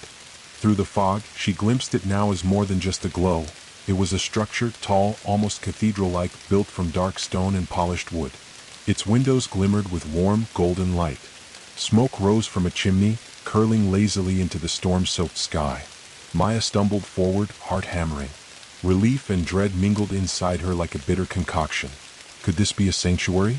Or another trap? Every instinct screamed that nothing here was what it seemed. She reached the edge of the clearing. The storm shifted. Rain fell less violently, but the wind grew sharper, whistling through the trees like 1,000 voices. Shadows from the forest pressed at the border, writhing, grotesque, reaching for her, yet unable to cross the edge. The double figures followed her still, their black eyes gleaming, bodies twisting unnaturally, mouths stretched in impossible grins. They pressed close to the clearing, hissing, whispering, beckoning. Maya's hands shook as she reached the steps of the structure. Stone slick from rain, polished wood glinting under the warm light. She could feel the presence inside. Not the doubles, not exactly, but something watching, alive, patient, and ancient. The door loomed before her, massive, carved with symbols that twisted under her gaze, spiraling in impossible patterns. She reached for the handle. It was cold, slick with rain, yet solid. A whisper brushed her ear. "Maya." She spun. No one. Only the storm and the edge of the forest, shadows pressing, hissing, promising doom. Heart hammering, she gripped the handle and pushed. The door opened with a groan, revealing a vast interior bathed in flickering candlelight. The floor was polished stone, reflecting the golden glow. Shadows stretched across the walls, but this time they did not move independently. The light seemed stable, almost protective. She stepped inside. Warmth hit her like a wave, cutting through the cold and wet that had gripped her body for hours. Her clothes clung, but her skin relaxed, tension easing fractionally. She dared to glance around. The interior was enormous, almost cathedral-like. Tall arches rose to a ceiling lost in shadows, beams of golden light cutting through the gloom. Candles floated along walls and ledges, flickering but steady. There was a sense of order here, of control. Not like the lodge, not like the cabin. And yet, the hairs on the back of her neck stood. In the center of the hall, a figure waited. Tall, cloaked in shadows, face obscured. But it was not a double. It moved with deliberate grace, steps silent. As Maya approached, the figure raised a hand, pointing toward the far end of the hall. A staircase descended into darkness. Faint, pulsing light flickered at the bottom. The figure's voice echoed, calm but layered with something that made her heart seize. "You made it this far, Maya. But the choice is yours. Beyond the stairs lies salvation, or the next trial. Choose carefully." Maya's legs trembled. Every instinct screamed that the forest, the lodge, the storm, and the doubles had all been tests, traps designed to wear her down. And now here another choice awaited, one that could either free her or plunge her into an even deeper nightmare. She glanced back at the doorway. The forest, the shadows, and the storm were distant now, but she could still hear the faint whispers echoing from the edge, promises of capture, despair, and return to the lodge's horrors. Forward the staircase beckoned. Down into flickering light and shadow, into unknown fate. Maya's hands shook, her body trembling, but she took a step, and then another. The shadows seemed to lean closer, voices rising in a crescendo. "We are always with you." Her foot crossed the threshold of the first stair. Cold stone beneath her boots, darkness curling around her, the distant light pulsing. Every instinct screamed to run back, but she could not. She descended, step by step, into the next layer of the nightmare. Maya's boots clattered against the cold stone steps, echoing in the vast, dimly lit staircase. Each step carried her deeper into the unknown. The air was thick, damp, smelling faintly of earth and smoke, with an underlying tang of something metallic she could not identify. The warmth from the hall above faded, leaving her chilled despite the storm-wet clothes clinging to her. The flickering light at the bottom pulsed, almost like a heartbeat. It illuminated a long corridor, arched and narrow, walls lined with mirrors that reflected her trembling image again and again. But the reflections weren't perfect. They twisted her features slightly, stretching her limbs, elongating her face, turning her eyes black, grinning, whispering her name. "Maya, Maya." She blinked, shaking her head. The whispers grew louder, echoing off the stone walls, layered, overlapping, dissonant. The corridor seemed to stretch infinitely, though the flickering light suggested an end. Each step forward made the air heavier, thicker, like swimming through syrup. The mirrors reflected not only her but shadows, flickering movements that didn't match her own. Figures from the lodge, the forest, the cabin, pale, grinning, distorted, appeared and vanished in the reflections. Some were crawling along the glass, pressing faces and hands against the mirrored surface, mouths opening to whisper, hiss, or scream. Maya swallowed, forcing herself to move.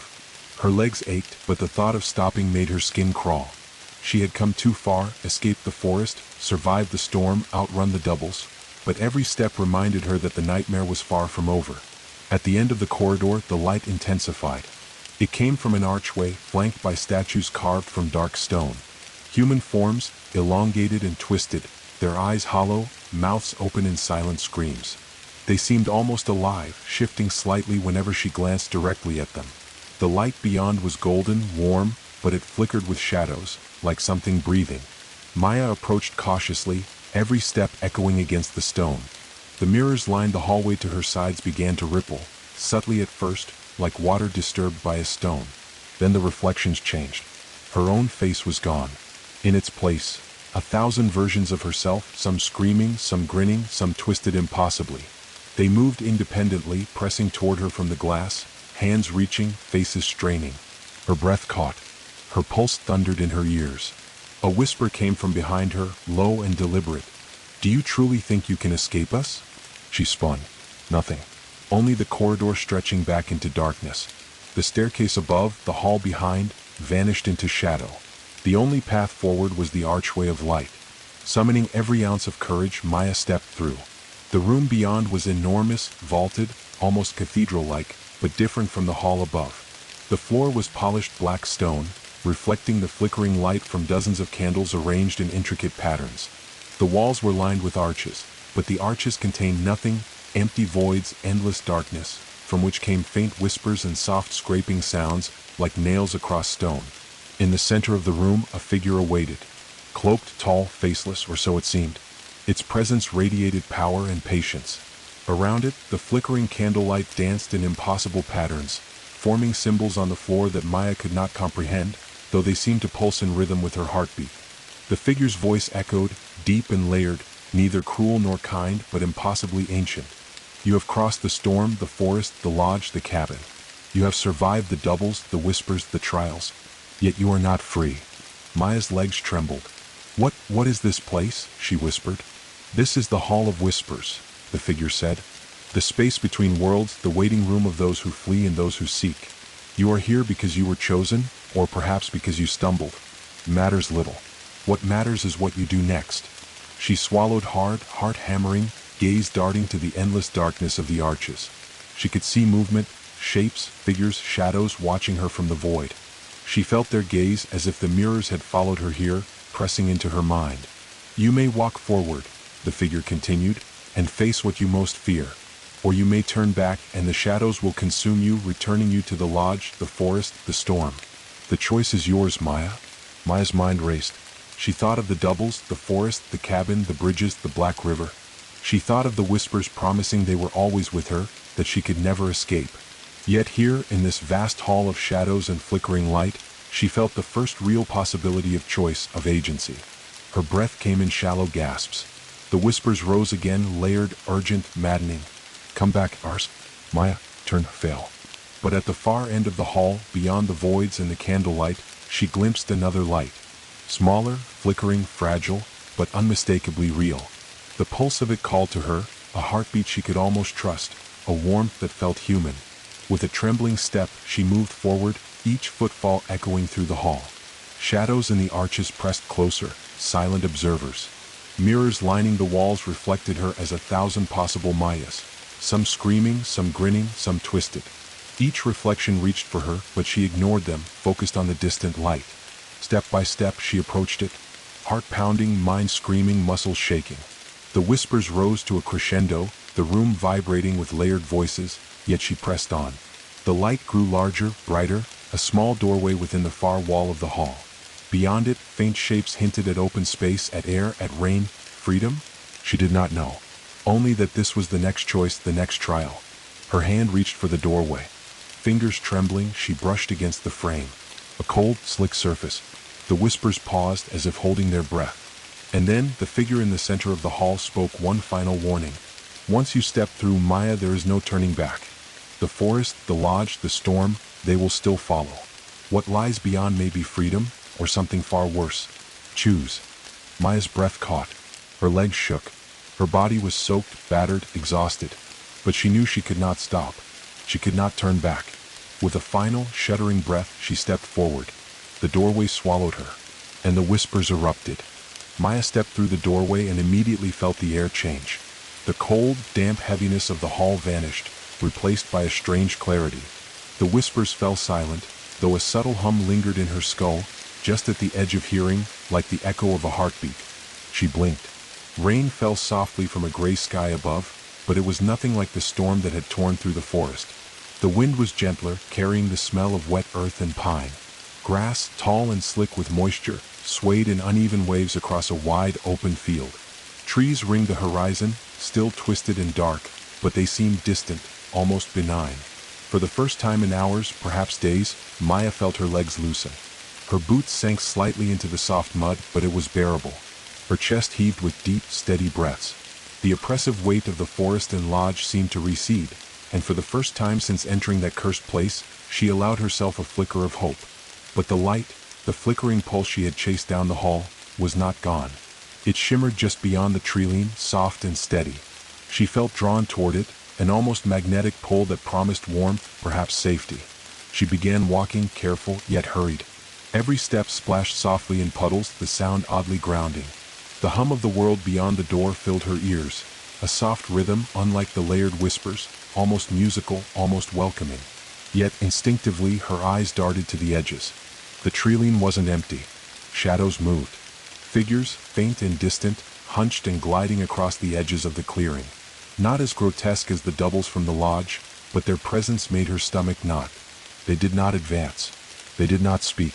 They merely watched. Her pace quickened. The light ahead shone brighter now, and the hum of the air intensified, vibrating slightly beneath her skin. She approached the tree-line. The shadows shifted. One stepped forward, emerging from the edge of the forest. It was thin, taller than any human, and yet unmistakably humanoid. Its head tilted unnaturally, and though it moved slowly, every motion was deliberate, precise. Black eyes gleamed beneath the hood of its form, and its grin stretched impossibly wide. Maya froze. Her heartbeat thundered. The figure raised a hand, not threatening exactly, but beckoning. A slow, deliberate motion, as if inviting her to come closer. The pull of the light ahead warred with the instinct to run.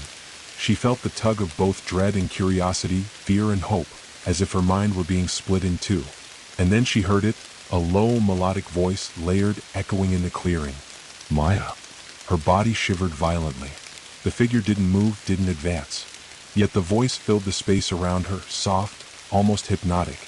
It promised warmth. It promised comfort. It promised an end to the terror. She took a hesitant step forward. The grass beneath her boots grew slicker, darker, as if absorbing the rain and light alike. The pulsing hum intensified. The distant light shimmered, almost beckoning, but she felt the weight of unseen eyes pressing from the edges of the forest. Another step. The figure mirrored her, tilting its head, matching her pace. Shadows at the forest's edge writhed, pressing closer, but the clearing itself seemed untouched, almost like a bubble of fragile reality in a world otherwise warped. She reached the light. It was a lantern, perched on a low stone pedestal, simple and ordinary, yet the glow was warm, golden, almost sacred. It pulsed slowly, in rhythm with her heartbeat, and when she approached, the surrounding fog lifted slightly, revealing the field beyond. Distant trees, mossy rocks, a small stream winding lazily through the grass. Relief surged. Her knees weakened, and she sank to the ground briefly, hands braced on wet soil. The storm felt distant, muted, like a nightmare she had almost left behind. And yet, she sensed it. The figure remained at the edge of the light, silent, patient, its grin impossibly wide. The shadows lingered at the forest border, waiting, watching. Maya's fingers brushed the lantern's cold metal. The hum in the air became clearer, a rhythm, a pulse, a heartbeat not entirely her own. She realized with a shiver that this world was not entirely safe. Sanctuary could be a trap. Light could be a lure. And the forest, the lodge, the storm, they were patient. They would follow. Her gaze swept across the clearing. Small movements in the distance, tiny, nearly invisible, suggested life, perhaps other wanderers or perhaps more shadows. Every instinct screamed that she was not yet free.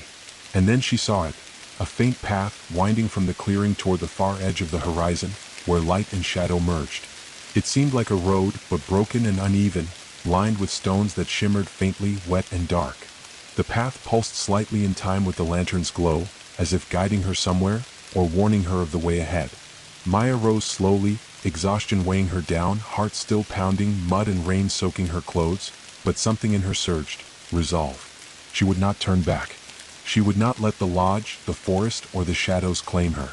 One step onto the path, and the light from the lantern flickered brighter. The figure at the edge of the clearing remained, silent, almost reverent in its patience.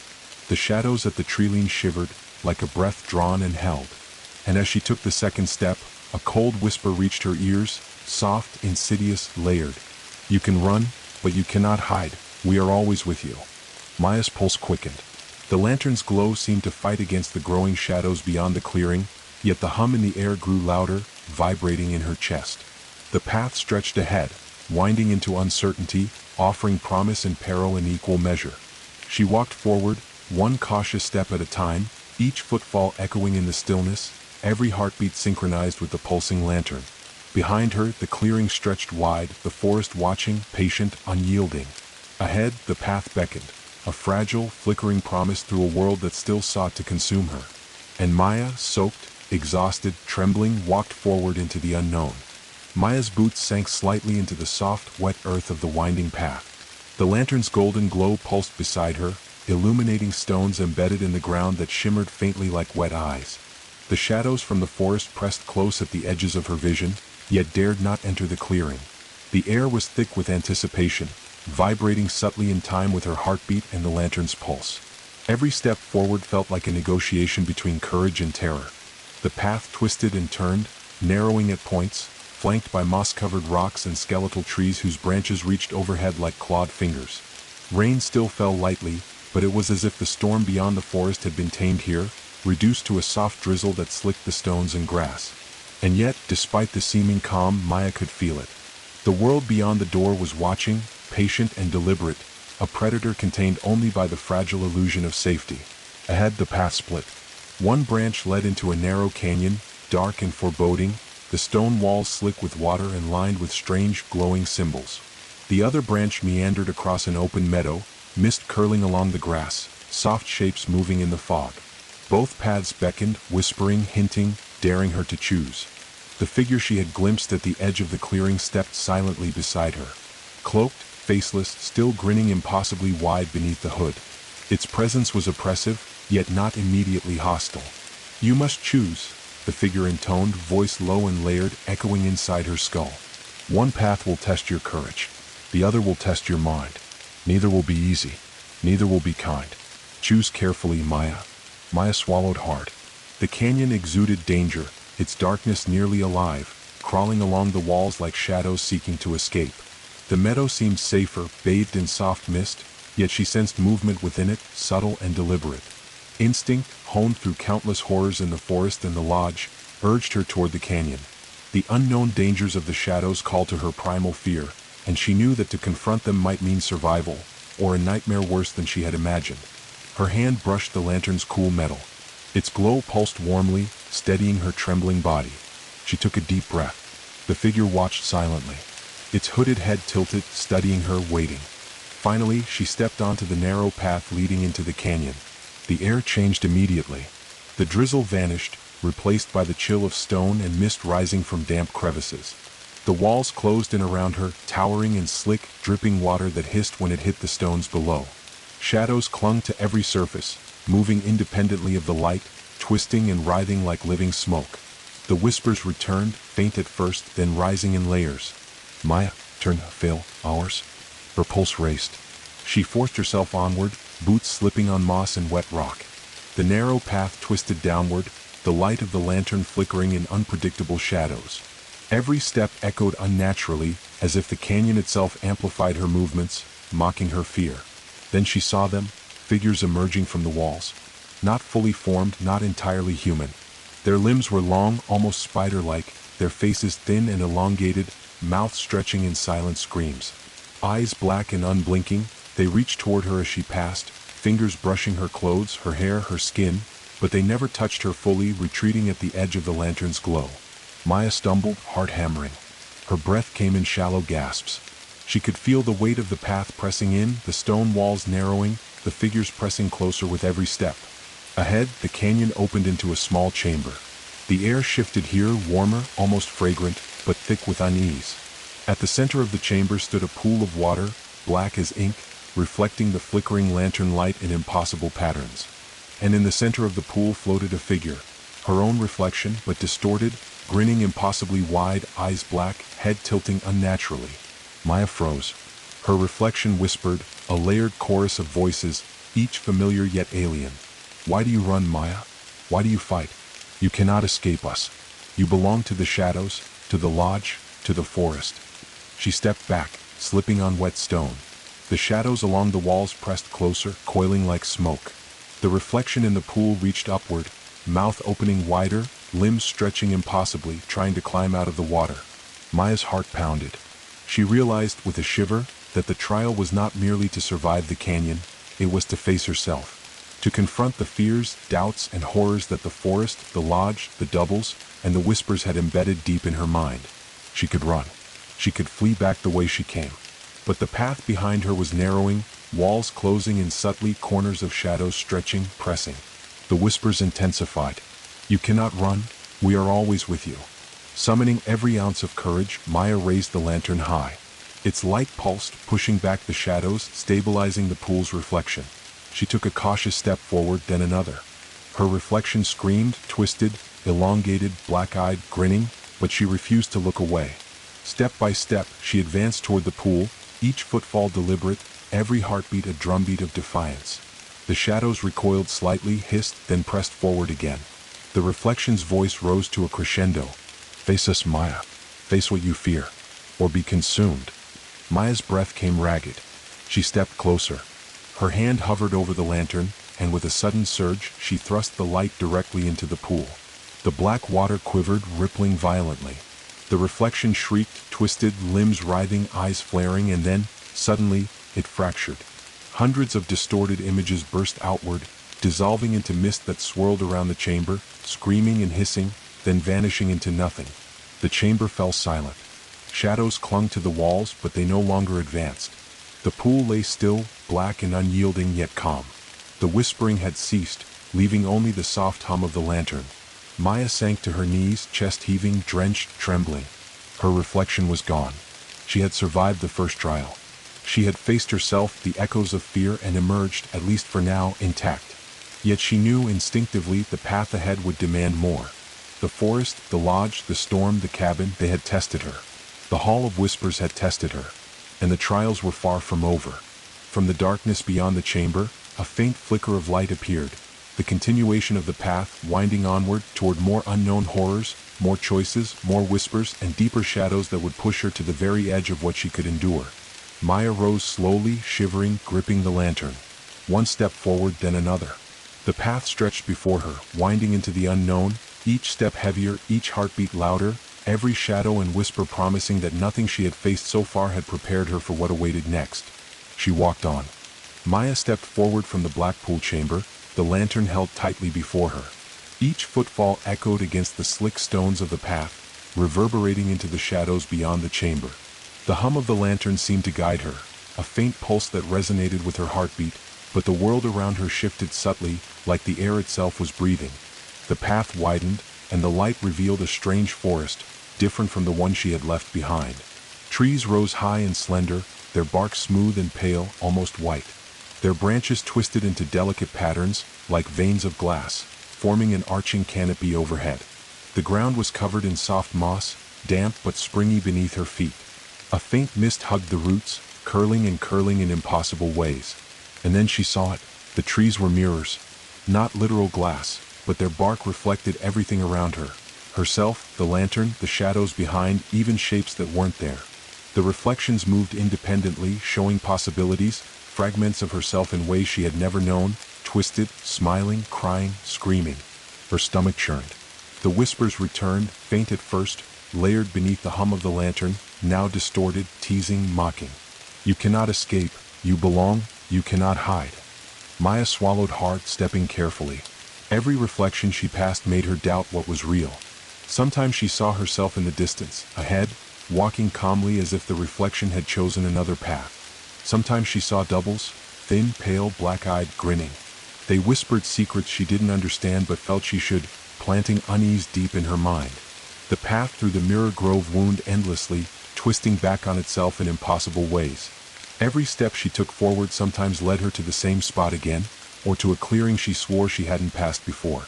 The lantern's glow fought the shadows, but it also revealed the reflections in painful clarity.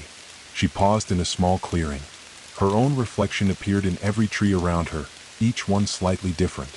In one she smiled, relaxed. In another she screamed silently, eyes black and mouth wide. In another her hands were stretched long, fingers curling like claws. Maya's chest heaved. The whispers rose, layered, overlapping, indistinguishable at first. Face yourself, face yourself, face yourself. The reflections began to move independently, stepping out of the mirrored bark of the trees, forming a ring around her. Black-eyed Mayas, each one grinning, some clawing at her, some whispering her name, some mimicking her every motion perfectly. She spun, lantern raised, light dancing across the moss and pale bark. The reflections hesitated, paused, then lunged forward. Not violently, exactly, but their presence pressed against her mind, a psychic weight that made her stumble backward. One reflection stepped closer, reaching out, fingers impossibly long, brushing against her arm. Maya recoiled, heart hammering, breath ragged. "Stop. I'm not yours," she shouted. The figure paused, tilting its head, black eyes gleaming. Then it smiled wider and dissipated into mist. Others followed, vanishing similarly, only to reappear in different positions around her. It was a test, she realized. A test not of strength, but of perception, of resolve. Maya's gaze settled on a small, twisted tree in the center of the clearing, its bark smooth and dark, reflecting a single figure she hadn't seen before. Herself, holding the lantern high, standing tall, unafraid. The reflection nodded subtly as if guiding her. Steeling herself, she began to move, slowly, deliberately, toward the central tree. Every step forward was agony. The other reflections lunged and dissolved, a constant cycle of threat and disappearance. The whispers rose, layered, 1,000 versions of her voice overlapping. "You cannot pass. You belong. Face yourself." Maya's fingers tightened on the lantern. She forced herself to keep moving, ignoring the chaos of reflections. Step by step, foot by foot, she advanced. Her own reflection in the central tree shimmered, brighter now, steady, guiding her like a beacon. Suddenly, the other reflections lunged in unison, forming a wall of black-eyed Mayas, grinning impossibly, closing in. Maya froze, chest heaving, the lantern light flickering. She felt the pull of the reflections, a psychic tug that threatened to drag her into the mirrored bark, into their world, into their reality. Her mind screamed, but she held her ground. She raised the lantern high, focusing its light directly at the approaching reflections. The glow pulsed, harmonizing with her heartbeat, and the black-eyed duplicates screamed silently, curling away from the light, dissipating into mist. Maya's chest burned with exhaustion, her legs shaking. She took a deep breath, realizing the grove had fallen silent. The reflections were gone, absorbed back into the mirrored trees. Only the central tree remained, its bark reflecting her own determined, unafraid self. The mist parted slightly, revealing a faint path leading deeper into the grove. It was narrower, darker, lined with trees that seemed less reflective, almost solid, but the lantern's glow revealed enough to guide her. Maya stepped forward, each footfall echoing softly in the silent grove. The hum of the lantern had returned, steady and comforting. The path wound ahead, unknown and dangerous, but for the first time since leaving the forest, she felt the smallest flicker of control. She had faced herself. She had survived the Mirror Grove's trial. And yet, instinct warned her, this was only the beginning. The forest, the lodge, the shadows, the whispers, they were patient. The trials ahead would be harsher, more cunning, more unrelenting. She gripped the lantern tightly and pressed onward, every step heavy with fatigue, every heartbeat a drumbeat of defiance. The path wound deeper into the Mirror Grove, shadows dancing at its edges, reflections glimmering faintly, as if waiting for her to falter. But Maya did not falter. She walked forward. The narrow path led Maya deeper into the Mirror Grove, each step heavier than the last. The hum of the lantern pulsed in time with her heartbeat, steady and reassuring, though she knew its protection was fragile. Shadows flitted at the edges of the grove, shapes that mimicked her movements but never fully emerged. The mirrored trees reflected possibilities, fragments of herself she refused to acknowledge. Pale, twisted, grinning, screaming. And then the path opened abruptly into a small clearing, unlike the rest of the grove. The air shifted. Warmer, sweeter, almost fragrant, but heavy, oppressive in its false calm. At the center stood a structure barely visible through the fog, built of dark wood and blackened stone. It looked like a lodge but different, more grotesque, twisted. The walls were warped, angles impossible. Windows gleamed faintly with an inner light, though the glow seemed to pulse like a heartbeat, alive. Maya's pulse quickened. She instinctively tightened her grip on the lantern. Something about the structure felt sentient, watching, waiting. She took a tentative step forward. The door swung open slowly without a sound, as though expecting her. Inside, the space was larger than it should have been, vaulted ceilings stretching into shadow. Candlelight flickered along the walls, but the flames were black, pulsating faintly, dripping dark wax that hissed when it hit the floor. A chill ran through her, despite the warm air that surrounded the room. In the center of the lodge sat a figure, humanoid, draped in tattered robes that shimmered with a strange, oily light. Its face was hidden beneath a hood, but the edges of its mouth stretched impossibly wide, teeth glinting unnaturally. The hum from the lantern seemed to vibrate in response to it, like some terrible resonance between the two. "You've come far, Maya," the figure said, voice deep and layered, echoing in her mind. "But this place, this is where hope becomes a test and trust becomes a trap." Maya swallowed, heart hammering. What are you?" The figure tilted its head. "I am what awaits those who seek sanctuary, those who chase light, those who flee darkness. I am neither friend nor foe, until you decide who I am to be." The lodge itself seemed to shift. The walls pulsed subtly, like the heartbeat of some enormous creature. Shadows stretched across the floors, elongating unnaturally, whispering in layered voices. Mirrors hung on the walls, reflecting not Maya's image, but warped, corrupted versions of the figure at the center. Some smiled, some screamed, some extended impossibly long limbs toward her. Maya's breath caught. Every instinct screamed that this was no ordinary trial. She had survived the forest, the doubles, the mirror grove, but this was alive. It watched, calculated, and judged. "You must choose," the figure intoned, voice echoing, "to trust or to fear, to enter fully and risk corruption, or retreat and face the consequences of your hesitation. Every choice shapes the path ahead. But beware, some paths are irreversible." Maya's eyes darted around the room. Shadows clung to corners, mirrors glimmered with impossible possibilities, and the structure itself seemed to breathe. The hum from the lantern pulsed faster, syncing with her racing heart. She stepped cautiously forward. A whisper emerged from the darkness. "Trust or fear, trust or fear." The figure's hands moved slowly, palms outward, beckoning, not threatening. But the black wax dripped faster now, pooling on the floor like ink, hissing, releasing tiny sparks of light that danced across the shadows. Maya's mind reeled. She wanted to flee, but instinct told her this was the trial she had to face. She had survived so much: storms, forest, doubles, reflections, whispers. She could not falter now. I trust," she said finally, voice trembling but firm. The figure's head tilted, slowly. The black wax paused mid-drip. Mirrors along the walls shimmered violently, reflecting her words, her intent. For a moment, the lodge was silent. Then the shadows surged, coiling like living smoke, but instead of attacking, they parted, revealing a narrow passage leading deeper into the lodge. Maya stepped forward cautiously. Every step echoed unnaturally, every heartbeat thrummed in her ears. The lantern pulsed, light stretching to fill the passage, illuminating the twisted wood and blackened stone. And then she saw them, small figures crouched along the passage walls. Human but impossibly thin, pale, and faceless. They whispered, a chorus of layered voices but not hostile. Their hands reached toward her as if to guide or perhaps to tempt. She could not tell. "Do you trust them?" the figure's voice asked, echoing in her mind. Maya hesitated. The instinct to flee warred with the sense that moving forward was the only way to survive. She exhaled slowly, focusing on the lantern, on its steady pulse. "Yes," she whispered. The passage shifted. Walls stretched, floors twisted, but the figures moved with her, silent guides, leading her through a corridor that seemed both endless and confined. The hum of the lantern pulsed faster, synchronized with her heartbeat, and the oppressive weight of the lodge seemed to lift slightly. Yet every instinct screamed that danger remained. This sanctuary was corrupted, yes, but alive. Sentient. Testing her will, probing her mind, measuring her resolve. The figures whispered constantly, half voices, half thoughts, threading into her mind, feeding doubts, fears, but also glimpses of guidance.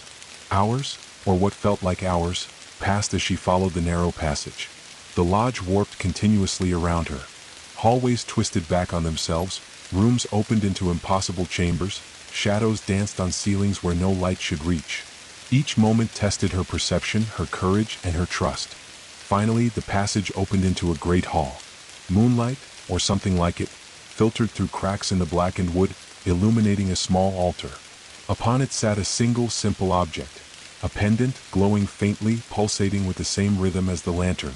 The figure at the entrance remained silent, hooded head tilted, hands folded. Shadows hovered at the edges, whispering, waiting. Maya stepped forward, hand trembling. She reached for the pendant. The moment her fingers brushed it, the lodge exhaled like a living thing.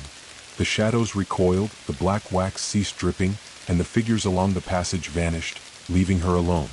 The pendant's glow filled her chest with warmth, a faint sense of clarity amidst the lingering dread. Yet the lodge remained alive, pulsing, watching, ready to respond to every heartbeat, every breath. She had passed the trial, for now, but the path beyond promised even darker challenges. Maya gripped the lantern tighter, pendant in the other hand, and stepped forward into the unknown. The lodge seemed to shift around her once more, twisting, alive, a silent predator waiting for her next decision. And she walked onward. Maya emerged from the lodge's warped passage into the open air once more, but the world beyond had changed. The rain fell again, heavy and relentless, but it was not ordinary rain. Each drop shimmered like liquid shadow, black at the core with silver edges, hissing as it touched the ground. The air was thick, humid, carrying the scent of wet moss, iron, and something she could not name, something almost alive. The forest stretched ahead, familiar yet alien. Trees twisted in impossible angles, roots coiling like serpents, branches bending and snapping in ways that defied logic. The ground was slick with dark water, reflecting fragmented images of the sky and the forest above, yet each reflection was wrong, subtly distorted. Shapes moved within the reflections, shifting, writhing, whispering in 1,000 layered voices. Maya tightened her grip on the lantern, its glow a fragile tether to reality. Every step she took echoed strangely, as though the world itself were twisting around her. She could feel the shadows pressing at the edges of her vision, flickering just beyond the light. They did not move toward her, yet their presence was inescapable, like a weight on her chest. The path ahead was unclear, obscured by mist and rain. Her boots sank into the mud, slipping each step an effort. She noticed movement in the peripheral shadows, shapes that resembled the doubles she had faced in the lodge, but twisted further, elongating and shrinking, appearing and disappearing with the rhythm of the rainfall. Then came the whispers, low at first, almost soothing. Layered, overlapping voices spoke her name, promised guidance, comfort, or doom. Maya, come closer, trust us, turn back, you cannot hide. The cadence seemed to mimic the rain itself, in sync with its irregular patter. She stumbled forward, heart racing. The ground beneath her seemed to ripple like water, reflections fracturing further. Each puddle she stepped through revealed impossible visions.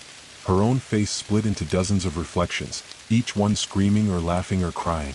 The rain above mirrored the chaos, forming patterns in the air, dancing shadows that threatened to enclose her.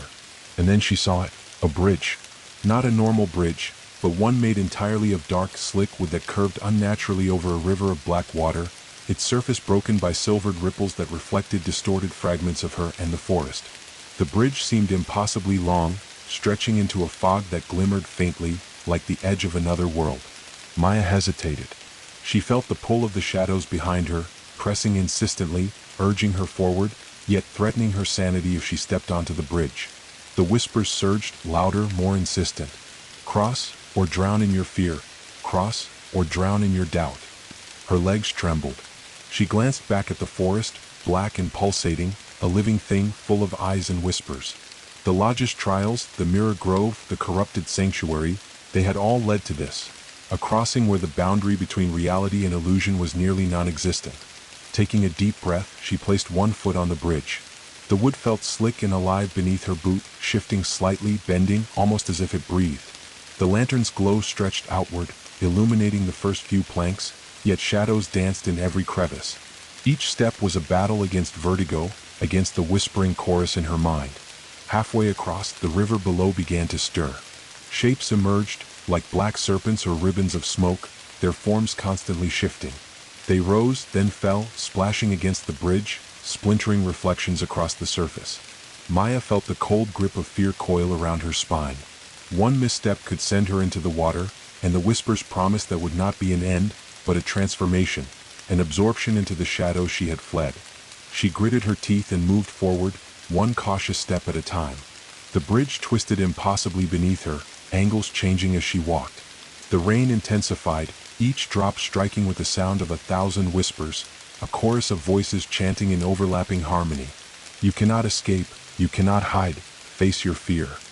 Her reflection in the river below rippled violently, black eyes staring back at her, mouth opening in a silent scream.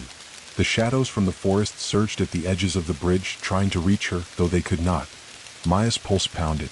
Sweat and rain mingled on her face. She gripped the lantern tighter, forcing its glow ahead. It illuminated the twisted planks and the river's surface, revealing a faint shimmer of solid ground on the other side. Safety, or what she hoped was safety, beckoned. Then the whispers coalesced into a single booming voice, layered and omnipresent. Turn back, and you will never leave. Proceed, and your fear becomes flesh. A figure emerged from the river below, a double, black-eyed and grinning, but larger, more terrifying, almost a shadow incarnate. It rose from the water, undulating, limbs elongating impossibly, reaching toward the bridge. Each movement distorted the reflections on the water's surface, warping the air above into waves of black and silver. Maya's legs threatened to buckle. Her mind screamed to flee, yet she knew retreat was impossible. She had come too far, faced too much, endured too many horrors. The only path was forward. With trembling hands, she stepped past the shadowy double, lantern held high. The figure shrieked, a soundless, layered scream that echoed inside her skull, yet it could not stop her. Step by step, foot by foot, she advanced. The bridge warped again, narrowing, twisting, almost folding in on itself, but the lantern's glow remained steady, tethering her to some thread of reality. She could see the shimmer of solid ground ahead. Freedom, or another trial, waited there. Finally, one final step, one final heartbeat, and she reached the far side. The shadow surged behind her but could not cross.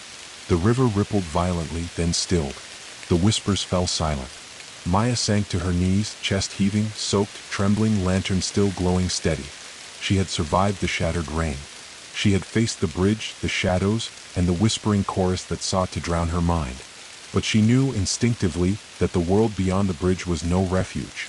The forest, the lodge, the mirror grove, the corrupted sanctuary, they had all trained her for trials yet to come. The whispers would not be silent for long. Shadows would return. And the path ahead promised horrors beyond even this fractured, rain-swept landscape. Maya rose slowly, lantern in hand, heart pounding, legs shaking, and continued forward, one step at a time, into the unknown. The forest ahead was quiet. Too quiet. Maya's boots sank into soft, sodden earth as she walked, each step echoing unnaturally in the still air. The rain had stopped, but the ground remained slick and reflective, the puddles gleaming like black glass beneath the lantern's steady glow. Above, the canopy thickened, twisting into gnarled arches that blocked much of the sky. A faint mist drifted between the trunks, curling around roots and stones, shimmering with strange, silver light. Her pulse throbbed in her ears. The bridge, the shattered rain, the mirror grove, they all seemed to have been preparation. This forest felt alive in a different way, patient, predatory, and silently judging. And then she felt it, the eyes. At first, subtle. Tiny points of glimmering light that darted between the trees, just beyond the lantern's reach. Then more appeared, scattered across the forest floor, embedded in bark, floating in the mist, all staring, always staring. Black centers that seemed to pierce her soul, and silver rims that pulsed in rhythm with her heartbeat. Maya froze, breath shallow. She knew the eyes were watching her, yet she could not locate the creatures, or whether they even existed in the physical world. They were everywhere and nowhere, some at impossible angles, reflecting her every movement, mimicking her stance, her gestures, even her hesitation. The whispers returned, quieter than before, layered in deliberate tones. Maya, do you see? Do you see? You are never alone, never safe. Her lantern's glow pulsed softly, a fragile tether to reality. She gripped it tighter, forcing herself to take one step, then another. The eyes multiplied, dozens, hundreds, pressing in, yet never advancing. They simply watched, judging, calculating, waiting. A rustling sound drew her gaze to the right. There, a shadow detached itself from the tree line. A figure impossibly tall and thin, its head tilting unnaturally, limbs bending in impossible directions. Its skin glimmered like wet obsidian, reflecting the lantern's glow in fractured patterns. And its eyes, dozens of them, covered its face, staring at her from every angle. Maya's chest tightened. The figure did not speak, yet she felt its voice inside her mind, layered, whispering with every tone she had ever feared. You walk through your fears, Maya, but fear has many eyes, and many paths. The figure extended a hand, not toward her, but as if tracing invisible lines in the air. At once, the forest seemed to respond. The trees warped subtly, the moss on the ground twisting, puddles rippling with impossible shapes.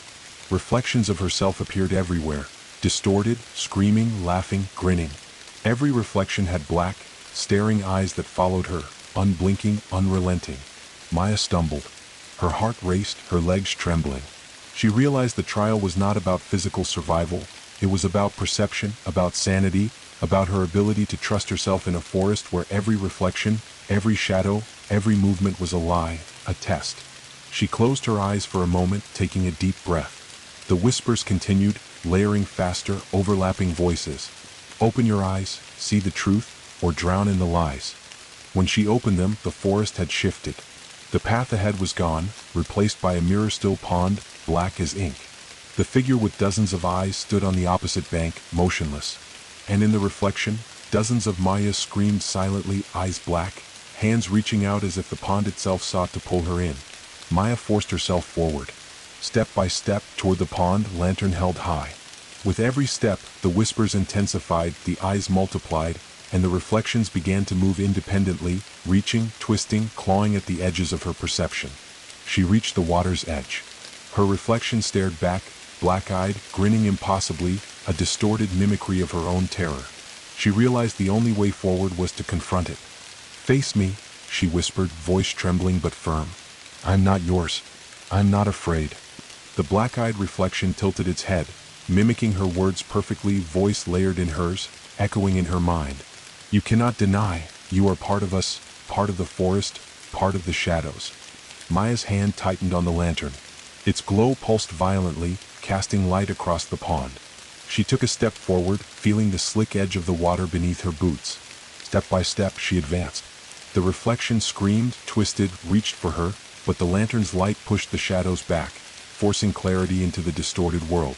Suddenly, the forest erupted in movement. Hundreds of eyes, embedded in the trees, puddles, and mist, blinked in unison. Shadows leaped from the corners of perception, coalescing into humanoid forms, each grotesque, elongated, black-eyed. The whispers became a roar inside her mind. "Fear is the path. Fear is the key. Succumb, Maya, succumb." Maya's legs shook violently, her lungs burned, yet she stepped into the pond. The water was ice-cold, but she forced herself to move, walking slowly, deliberately, toward the opposite bank. The black-eyed reflection surged forward, attempting to pull her down, yet she pressed on. Step by step, her resolve hardened. Step by step, the lantern's light blazed, cutting through the layers of illusions, guiding her. The eyes on the trees and in the water recoiled, screeching in silence, then dissolving into mist. Finally, she reached the opposite bank. Her boots sank into solid earth once more. She exhaled in exhaustion, chest heaving, drenched, trembling. The figure with dozens of eyes had vanished. The pond lay still, black and silent. The whispers faded to faint echoes, leaving only the hum of her lantern. Maya realized she had survived the night of eyes. She had faced the forest judgment, endured its illusions, and proven that fear, no matter how pervasive, could be met with resolve. Yet the forest ahead remained dark and infinite. The path continued, winding deeper, promising trials yet more harrowing. She gripped the lantern tightly, heart pounding, legs shaking, and took the first step forward into the deeper unknown, into the shadows that waited patiently for her. The path ahead narrowed, winding into a dense section of forest unlike any Maya had seen before. The trees pressed close, their massive trunks tangled with thick vines that dripped with rainwater, forming natural curtains that shrouded the path in near darkness. The canopy overhead was so thick that no moonlight or lantern glow penetrated it fully. Shadows gathered in corners, pooling like ink, shifting subtly in response to her movements. Maya tightened her grip on the lantern, its glow barely reaching the edges of the path. Every step was tentative, the ground slick with mud and fallen leaves. Her ears picked up a faint sound, almost imperceptible at first, a low, humming murmur like the forest itself was breathing. She paused, listening. The murmur grew louder, layered, multiplying until it became a chorus of voices whispering indistinct words. "They wait, they see, they know." Maya swallowed hard. The voices seemed to echo inside her skull, each whisper distinct yet blending into a constant, pressing hum. The forest was alive, not in the ordinary sense but conscious. It was aware of her presence, aware of her fear, aware of the steps she took and the thoughts she harbored. She moved forward, step by step, every footfall met with the subtle rustle of leaves, as if invisible hands brushed against her legs. The canopy above quivered slightly, sending a cascade of droplets down her shoulders. The whispers intensified, now urging, coaxing, testing her. "Turn back, you are not ready. Succumb, listen." Maya's chest tightened. She felt panic clawing at her, yet she forced herself to focus. She had survived the bridge, the shattered rain, the night of eyes. She could not falter now.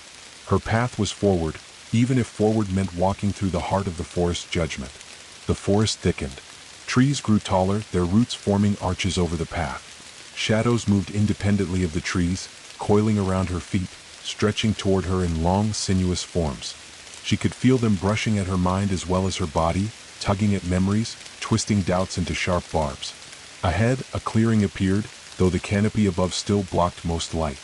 In the center, an ancient tree rose far taller than any other, its trunk twisted and gnarled, bark blackened with age.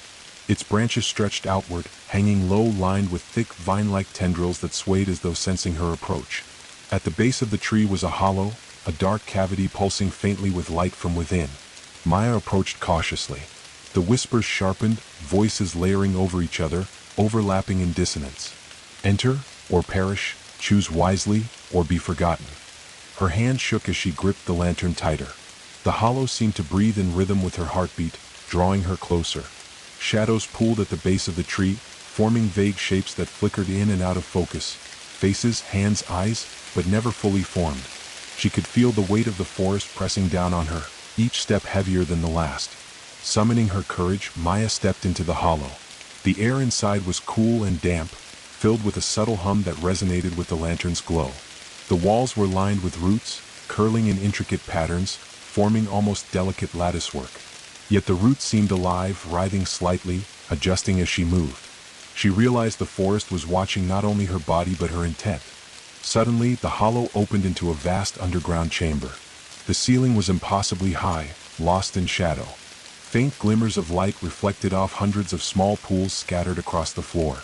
The whispers intensified, now coming from all directions, echoing off unseen walls. "You are seen, always seen, never alone, never free." Maya stepped carefully between the pools. Their surfaces were like glass, black and reflective, each showing visions of herself, some frightened, some screaming, some laughing. And in every reflection, black eyes stared back at her, unblinking, accusing. A figure emerged from the far side of the chamber. Not entirely solid, it flickered at the edges like a shadow in the rain. Its head tilted unnaturally and its eyes, dozens of them, black and glimmering, focused on her. She could feel the whispering in her own mind intensify as it drew closer, twisting reality around her. "You've come far, Maya," it spoke, its voice a chorus layered over itself. "But the canopy has seen you. The forest knows your fears. It will test you now, not your body but your mind." The figure raised a hand, and the pools on the ground rippled violently. Reflections leapt from the water, forming twisted duplicates of Maya, each with black eyes, elongated limbs, grinning mouths. They advanced toward her, whispering in overlapping voices. Fear, doubt, hesitation, surrender. Maya's breath caught. The lantern's glow felt fragile, barely holding the shadows at bay. She could see the real path only faintly through the chaos. Every instinct screamed to flee, but she knew the forest would punish her hesitation. She needed to act. Drawing a deep breath, she focused on the lantern, forcing its light to pulse steadily. Each pulse sent waves through the reflections, distorting them, making them flicker. Step by step, she advanced, ignoring the duplicates, ignoring the whispers, focusing solely on the path before her. The figure with black eyes raised both hands, and the chamber seemed to warp around her. The reflections multiplied, the pools shimmered violently, and the forest itself groaned, twisting in on itself. Maya stumbled, but forced herself upright, moving with deliberate determination. Finally, she reached the far side of the chamber. The figure vanished, the reflections dissolved, and the pools lay still, black and silent once more. The whispers faded, leaving only the faint hum of her lantern. Maya sank to her knees, chest heaving, drenched and trembling. She had survived the whispering canopy. She had faced the forest judgment, endured its manipulations, and preserved her sense of self amidst the chaos. Yet she knew instinctively, the path ahead would be darker, more dangerous, and more unforgiving. The forest was patient, sentient, and it was far from done with her. Rising slowly, lantern in hand, Maya stepped forward once more. Each step was heavy with exhaustion, yet necessary. The canopy above remained dense, the shadows still waiting, the whispers lingering faintly at the edges of her mind. And she walked onward, into deeper darkness, toward trials she could not yet imagine. The forest finally began to thin, though the dense mist clung to the ground like a living thing. The canopy above loosened slightly, allowing faint slivers of gray light to filter through. Maya's boots squelched in mud, each step slow, deliberate, the lantern's glow steady but strained against the gathering shadows. Then she saw it. The lodge. Or at least a version of it. From a distance, it appeared familiar. The dark wooden walls, the sharp angles of the roof, the faint light in the windows. But the closer she approached, the more wrong it felt. The structure pulsed subtly, like it breathed, shifting slightly with each step she took. Lines of the walls warped, angles bending impossibly, doors appearing where none should be. The familiar lodge had transformed into something alien, predatory. Maya's chest tightened. The whispers returned, faint at first, carried on the damp night air. "Welcome back. We've been waiting. Echoes remember, echoes see." She gripped her lantern tighter, every nerve on edge. The door swung open before she reached it, creaking slowly, inviting her inside. The air beyond was warm, yet thick with dampness and an almost metallic scent. The hum of her lantern resonated strangely with the lodge, as if the building itself recognized her presence. Inside, the lodge seemed endless. The familiar rooms stretched far beyond memory, hallways winding in impossible loops. The shadows clung to the corners and edges, pulsing faintly with life. The previous trials, the mirror grove, the shattered rain, the whispering canopy, had trained her for endurance, but this was different. This place was personal. The whispers layered over one another, forming a chorus that seemed to emanate from the walls themselves. "You cannot leave, you belong, face yourself, face the echoes." Maya moved cautiously, boots squelching against warped wooden floors. She passed rooms she remembered, yet each one was distorted. Chairs were twisted, tables elongated. Fires burned black in the hearths, smoke curling upward in unnatural patterns. Mirrors hung on walls, reflecting not her image but fragments of events she had endured, her own fears, mistakes, moments of hesitation. And within each reflection, eyes glimmered, unblinking and accusatory. A faint sound drew her forward, a whisper, low and deliberate, different from the others. "Maya, the lodge remembers. It remembers all who enter, all who hesitate, all who survive or fail." The hallway opened into the main hall, vast and impossibly high. Candlelight flickered along the walls, flames black and dripping with oily wax. In the center of the room stood a table, upon it dozens of small mirrors, each reflecting a fragment of Maya's journey. The shattered rain, the night of eyes, the whispering canopy, the bridge, the mirror grove. But the reflections moved independently, twisting, screaming, laughing, reaching out with impossible, elongated hands. Maya approached the table slowly, every instinct screaming to flee, yet she forced herself onward. The whispers rose to a crescendo, echoing from every direction. "Face yourself, face the echoes, choose, or be lost forever." She realized the lodge was testing more than her courage. It sought to unravel her perception of reality, to force her into surrender, to manipulate her fear into permanent captivity. Every step she took was a struggle against dizziness, against shadows that seemed to tug at her mind, against mirrors that screamed silently. Then she heard it, a familiar voice, soft and layered, coming from the far end of the hall. "Maya." Her heart skipped. The voice was hers, yet not hers. It mirrored her tone, her fears, her doubts. It called to her from the darkness beyond the mirrors, coaxing, tempting, threatening. Maya clenched her teeth, gripping the lantern like a lifeline. "I am not yours," she said aloud. "I am not afraid. I am not lost." The lodge shuddered, walls bending impossibly, shadows writhing, mirrors shattering silently. The black candle flames surged, throwing the room into jagged pools of darkness and light. Hundreds of her reflections emerged from the shards, black-eyed duplicates, screaming silently, clawing at the edges of perception. She raised the lantern high, and its glow pulsed violently. The echoes recoiled, twisting and contorting, unable to withstand the light. Step by step, she advanced toward the far end of the hall, ignoring the mirrors, ignoring the whispers, focusing only on the path illuminated by her lantern. The lodge groaned and shifted again. Ceilings stretched impossibly high, floors bent beneath her feet, doors appeared and disappeared at random. Shadows lunged at the edges of the light, stretching, reaching, attempting to disorient her, but she pressed forward, each heartbeat a drum of resolve. Finally, she reached a doorway at the far end. Beyond it, the lodge seemed to thin, walls losing their warped angles, shadows receding. The black candle flames extinguished silently. The whispers faded to faint echoes, leaving only the hum of the lantern, steady and reassuring. Maya exhaled, chest heaving, drenched, exhausted, but alive. She had survived the echoing lodge. She had faced the lodge's twisted reflection of herself, endured its manipulations, and preserved her sense of reality amidst its illusions. Yet instinct warned her that this was far from over. The forest, the lodge, the canopy, they were patient, sentient, and far from done testing her. She stepped through the doorway, lantern in hand, into the night beyond. The rain had returned, gentle now, pattering softly on the leaves above. The forest awaited, dark and infinite, but Maya's resolve was stronger.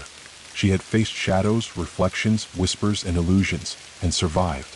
But she knew, as she advanced into the deeper darkness, that the trials ahead would test her in ways she could not yet imagine. And she walked onward, into the heart of the forest, into the waiting shadows, into the next nightmare. The forest thinned slightly, but the mist clung to the ground, curling between roots and stones like restless spirits. The rain had returned, heavier this time, striking the leaves with a sharp, relentless rhythm. The lantern in Maya's hand cast a trembling glow across the slick undergrowth, illuminating the winding path ahead. And then she saw it, a river. Not like any river she had known, but a wide, black expanse of water that seemed to swallow the light of her lantern entirely. Its surface shimmered faintly with silver streaks, but the ripples were unnerving, too regular, too deliberate. The river hummed, a low, vibrating sound that resonated in her chest. Maya approached the edge cautiously. Mist rose from the water, thick and fragrant, carrying whispers that immediately tugged at her mind. Your memories, your fears, your regrets, all forgotten, all ours, come closer. She shivered, gripping the lantern tighter. The whispers were layered, overlapping, coaxing, manipulating. And they were personal, far too personal. They spoke of moments she had buried, mistakes she had made, failures she had tried to forget. Names, faces, regrets she had carried quietly, each one distorted, calling to her from the water. A small boat waited at the riverbank. Simple, wooden, but impossibly pristine in this corrupted forest. It rocked gently as if inviting her. The whispers urged her forward. Step inside, remember, forget, surrender, find what you've lost. Maya's instinct screamed to run, to flee the river entirely. But she knew deep down that her survival required crossing it. The forest had tested her courage, her perception, her resolve, and the river was the next trial. One wrong step, one hesitation, and the river would claim more than her body, it would claim her mind. She climbed into the boat. The wood groaned under her weight, yet it held. The lantern's glow stretched across the water, illuminating ghostly reflections. Faces from her past, distorted and warped, staring up from the black surface with hollow, pleading eyes. Some smiled at her, some wept, some screamed silently. The boat drifted forward of its own accord. No matter how she tried to paddle, it moved in the direction the river willed, twisting through thick mist and shadowed banks. The whispers intensified, forming overlapping voices that clawed at her mind. Forget, forget, you belong, surrender, lose yourself, remember, remember. Maya's grip tightened on the lantern. Its glow pulsed steadily, a fragile tether to reality amidst the chaos. She forced herself to focus, repeating her own mantra silently. I am not afraid. I am not lost. I'm not theirs. Suddenly, shapes emerged from the river. Not solid, not fully corporeal, but shadows with flickering forms. Faces of her past, the ones she had tried to forget, rose from the water, reaching toward her with long, sinewy arms. They whispered her name, replayed her regrets, mirrored her fears. Maya recoiled, but the boat continued moving forward. The reflections in the water became more aggressive, reaching farther, forming hands that seemed almost tangible, fingers stretching toward her as if the river itself wanted to drag her beneath its surface. Remember, remember, forget, forget, the voices chanted, overlapping in a maddening rhythm. The lantern flickered violently. For a moment, Maya saw herself, her own reflection in the water, not as she was, but fractured, black-eyed, twisting in anguish. She realized that the river was feeding on her memories, her identity, trying to consume the parts of her that had been hidden even from herself. She closed her eyes and focused, letting the light of the lantern resonate in her chest, syncing with her heartbeat. I am me. I'm not theirs. I am alive. The river pulsed in response. The shadows recoiled slightly, the whispers faltered. Maya opened her eyes and continued forward, step by step, breath by breath. Each flicker of the lantern's glow pushed back the darkness, illuminating the black water just enough to see the path ahead. Hours, or what felt like hours, passed as the boat drifted through the mist, the whispers never ceasing, always probing, always testing. Her mind wavered on the edge of exhaustion and despair, but she forced herself to focus, to cling to the steady pulse of the lantern. Finally, the river began to widen. The water calmed, the mist thinned, and a faint silver glow appeared ahead. On the far bank, the forest resumed its more familiar form, though twisted and darkened as if reflecting all that Maya had endured. The black-eyed reflections in the water recoiled and vanished, the whispers fading to faint echoes, leaving only the hum of the lantern. Maya stepped onto the riverbank, soaked and trembling, lantern held high. She had survived the river of forgotten whispers, endured its assaults on memory and identity, and preserved her sense of self amidst the most intimate, invasive trial yet. Yet instinct warned her that the forest trials were far from over. The path ahead promised even darker horrors, deeper shadows, and whispers that would not merely test her resolve, but her very sanity. She took a deep breath, lantern held steady, and walked onward, into the deeper heart of the forest, where shadows thickened and the rain whispered secrets only the forest could understand. The forest ahead had shifted. The familiar path seemed to dissolve into fog and shadow, and the ground beneath Maya's boots grew unstable, soft as wet clay, bending slightly under her weight. The rain fell in cold sheets, slicking her hair and clothes, yet the air was strangely still, almost suspended. Then she noticed it, the trees. They hung impossibly from the sky, their roots tangled like ropes, leaves drifting downward in slow motion, defying natural gravity. Branches curved in unnatural arcs, stretching toward her from above, then bending back as though alive and breathing. The forest floor seemed farther away, yet closer at the same time, a warped perception that made her stomach churn. Maya gripped the lantern tightly. Its glow barely pierced the dense mist, casting faint shadows that twisted and elongated along the suspended roots. She stepped forward cautiously, each movement unsettling, the world tilting subtly with every step. Her reflection in puddles along the warped ground seemed to flicker, twisting as if mocking her balance, showing her body slightly off, her posture wrong, her expression fractured. From above came whispers, soft, ethereal, layered, as if the forest itself spoke through the suspended branches. You walk the wrong way, upside and down, see the world as we see, surrender your footing, your mind. Maya's pulse quickened. The hanging grove was no ordinary forest. It was a realm between dimensions where gravity and perspective were fluid, and the forest tested not just courage but balance, trust, and perception. One misstep could mean falling forever, swallowed by shadows, never to return. She advanced carefully, testing each root and branch she stepped on, trying to find a rhythm amidst the chaos. Shadows stretched below and above her, twisting in impossible angles, sometimes moving independently of the trees, reaching for her with elongated, blackened hands. The whispers intensified, now layered into a chorus that seemed to echo inside her skull. Fall, lose yourself, succumb, we watch, we see, every step, every thought, every fear. Maya forced herself to breathe steadily. The lantern pulsed in response to her heartbeat, a fragile tether to reality amidst the twisting nightmare. Step by step, root by root, she navigated the hanging grove.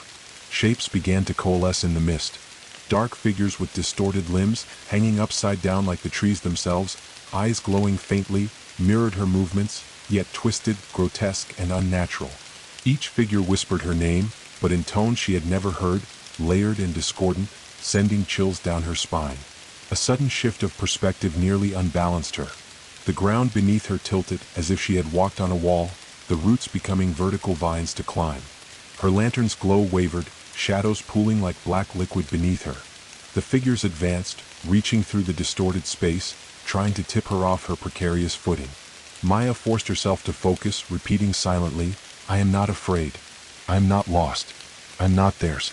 The lantern's glow pulsed stronger, cutting through the twisting shadows. She adjusted her footing, stepping with care, grounding herself with every motion. A narrow passage appeared ahead, formed by two massive roots hanging parallel to each other. Between them, a faint silver glow shimmered. The passage seemed to bend and stretch as she approached, yet it beckoned her forward. She could sense that the hanging grove's trial was nearing its climax. As she moved between the roots, the figures surged, whispering, their distorted forms writhing and stretching. The lantern's light revealed the source. A massive tree suspended mid-air, its branches drooping with impossible weight. Black-eyed faces peered from the bark itself, dozens of eyes blinking in sync with the pulse of her heartbeat.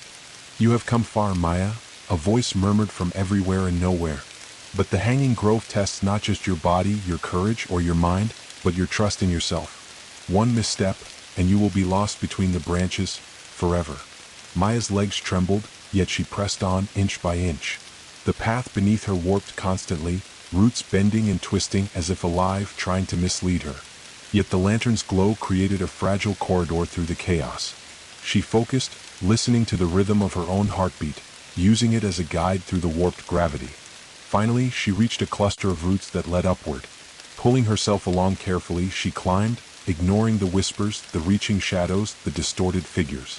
The mist thinned, the rain eased, and the silver glow grew stronger. At last, she stepped onto what seemed to be solid ground again. Behind her, the hanging grove loomed, a mass of impossible branches, twisted roots, and shifting shadows. The whispers faded to echoes, the black-eyed figures receding, and the world slowly returned to a semblance of normality. Maya sank to her knees, chest heaving, drenched and exhausted, lantern in hand. She had survived the hanging grove, navigated its twisted laws of gravity, faced its sentient shadows, and preserved her sanity against its surreal assaults. Yet even as she rose, she knew instinctively that the forest trials were far from over. The path ahead promised darkness, whispers, and horrors that would test not only her courage and perception but the very essence of her mind. She took a deep breath, lantern steady, and continued onward, into the ever-deepening heart of the forest, where nightmares awaited in forms yet unseen. The forest had grown silent, unnaturally so. Even the rain, which had accompanied her through the hanging grove, had faded to a faint mist that drifted in ghostly ribbons among the trees. The lantern in Maya's hand glowed steadily, casting soft pools of light, but the shadows between the trunks were thick, tense, as though they were holding their breath. Ahead, the path opened into a clearing, a glade, but it was unlike any natural space she had ever seen. The hollowed glade stretched wide, a depression in the forest floor where fog clung stubbornly, and the trees at its perimeter bent inward as though bowing to some unseen presence. Their branches formed a twisted lattice overhead, black against the dim sky, weaving shadows that moved subtly, almost of their own accord. Maya stepped forward cautiously, noticing that the earth here was soft and spongy, almost like moss, yet faintly warm beneath her feet. The air carried a strange scent, a mix of wet soil and faint decay. And then she noticed the faces. Not carved, not reflected, not painted, but embedded. Across the clearing, the trunks and roots bore countless half-formed visages. They were expressions frozen mid-gesture. Fear, anguish, sorrow, despair. Their eyes, black and unblinking, seemed to follow her every step. Some whispered faintly, voices layered with despair. "Remember, remember, we are forgotten, lost, left behind." Maya's pulse quickened. The faces shifted slightly as she moved, some disappearing, others emerging in their place, always watching, always judging. She felt as though she were stepping among the memories of countless travelers who had passed through the forest before her, and failed. A path of faint silver light stretched across the glade, glittering in the mist. It seemed to beckon her forward, though the shadows surrounding it seemed to breathe, pulsing with quiet menace. With every step, the whispers grew louder, more personal, twisting to her own memories. Mistakes she had buried, moments she had wished to forget, regrets she had tried to hide even from herself. "Do you remember when you faltered, when you hid, when you feared, when you betrayed?" Maya's grip tightened on the lantern. Each word struck like a dagger, yet she forced herself to focus, whispering silently, "I am not afraid. I am not lost. I am still here." The lantern's light pulsed violently, cutting through the mist. Faces twisted, shrieked silently, clawed at her with shadowed hands, but she pressed forward. Step by step, she moved along the silver path, each movement a battle against the weight of the memories pressing in from every angle. Then she saw them, figures rising from the fog. Human-like but distorted, translucent, moving with unnatural grace. Their black eyes glimmered with faint silver light, and their mouths opened, but only silent screams came forth. Some held objects, relics of their lives, shards of glass, broken tools, scraps of clothing, and as she walked, she felt an uncanny familiarity, as if they mirrored her own experiences, her own fears. One figure approached, extending a hand toward her. Its eyes, hollow yet intelligent, seemed to peer directly into her mind. "You are next, you cannot escape, you belong here." Maya stepped back, heart hammering, lantern trembling in her grip. "I am not yours," she said aloud. "I am not lost. I am not afraid." The figure hesitated, then dissipated like mist. Others surged, more numerous now, their movements fluid, almost hypnotic. The whispers overlapped into a deafening roar. "Fear, surrender, remember, forget, die, remember, forget."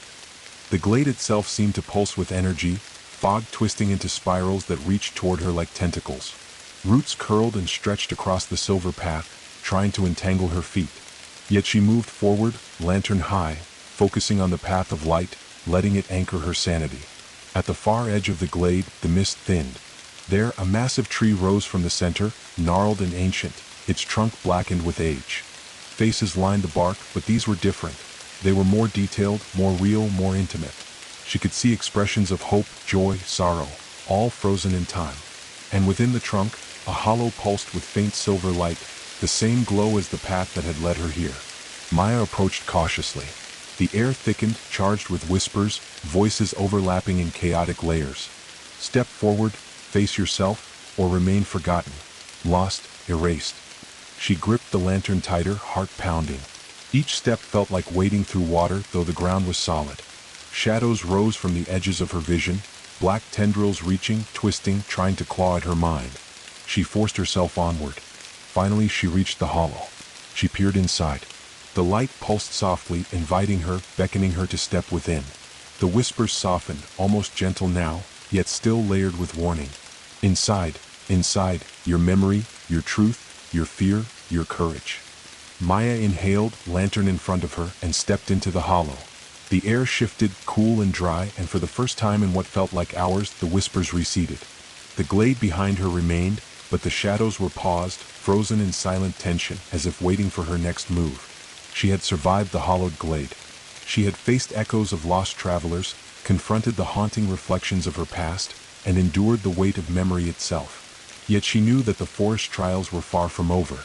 Rising, lantern steady, she pressed forward, deeper into the darkness, where the final trial awaited, the place where the forest shadow was strongest, and the line between nightmare and reality blurred completely. And she walked onward, through the hollowed glade, toward the forest's waiting heart, toward the final confrontation that would demand all her courage, all her will, and all her wits. The forest had grown impossibly dark. The canopy overhead had thickened to a suffocating tangle of blackened branches, and the rain fell in heavy sheets, drumming against leaves and the forest floor with relentless rhythm. Maya's boots sank into the mud as she moved forward, lantern in hand, its light a fragile tether to the world she had been struggling to preserve. The hollowed glade had been the last threshold, yet the forest's heart awaited, alive, sentient, and aware of her every step. The whispers were almost unbearable now, layering over one another in a cacophony that clawed at her mind.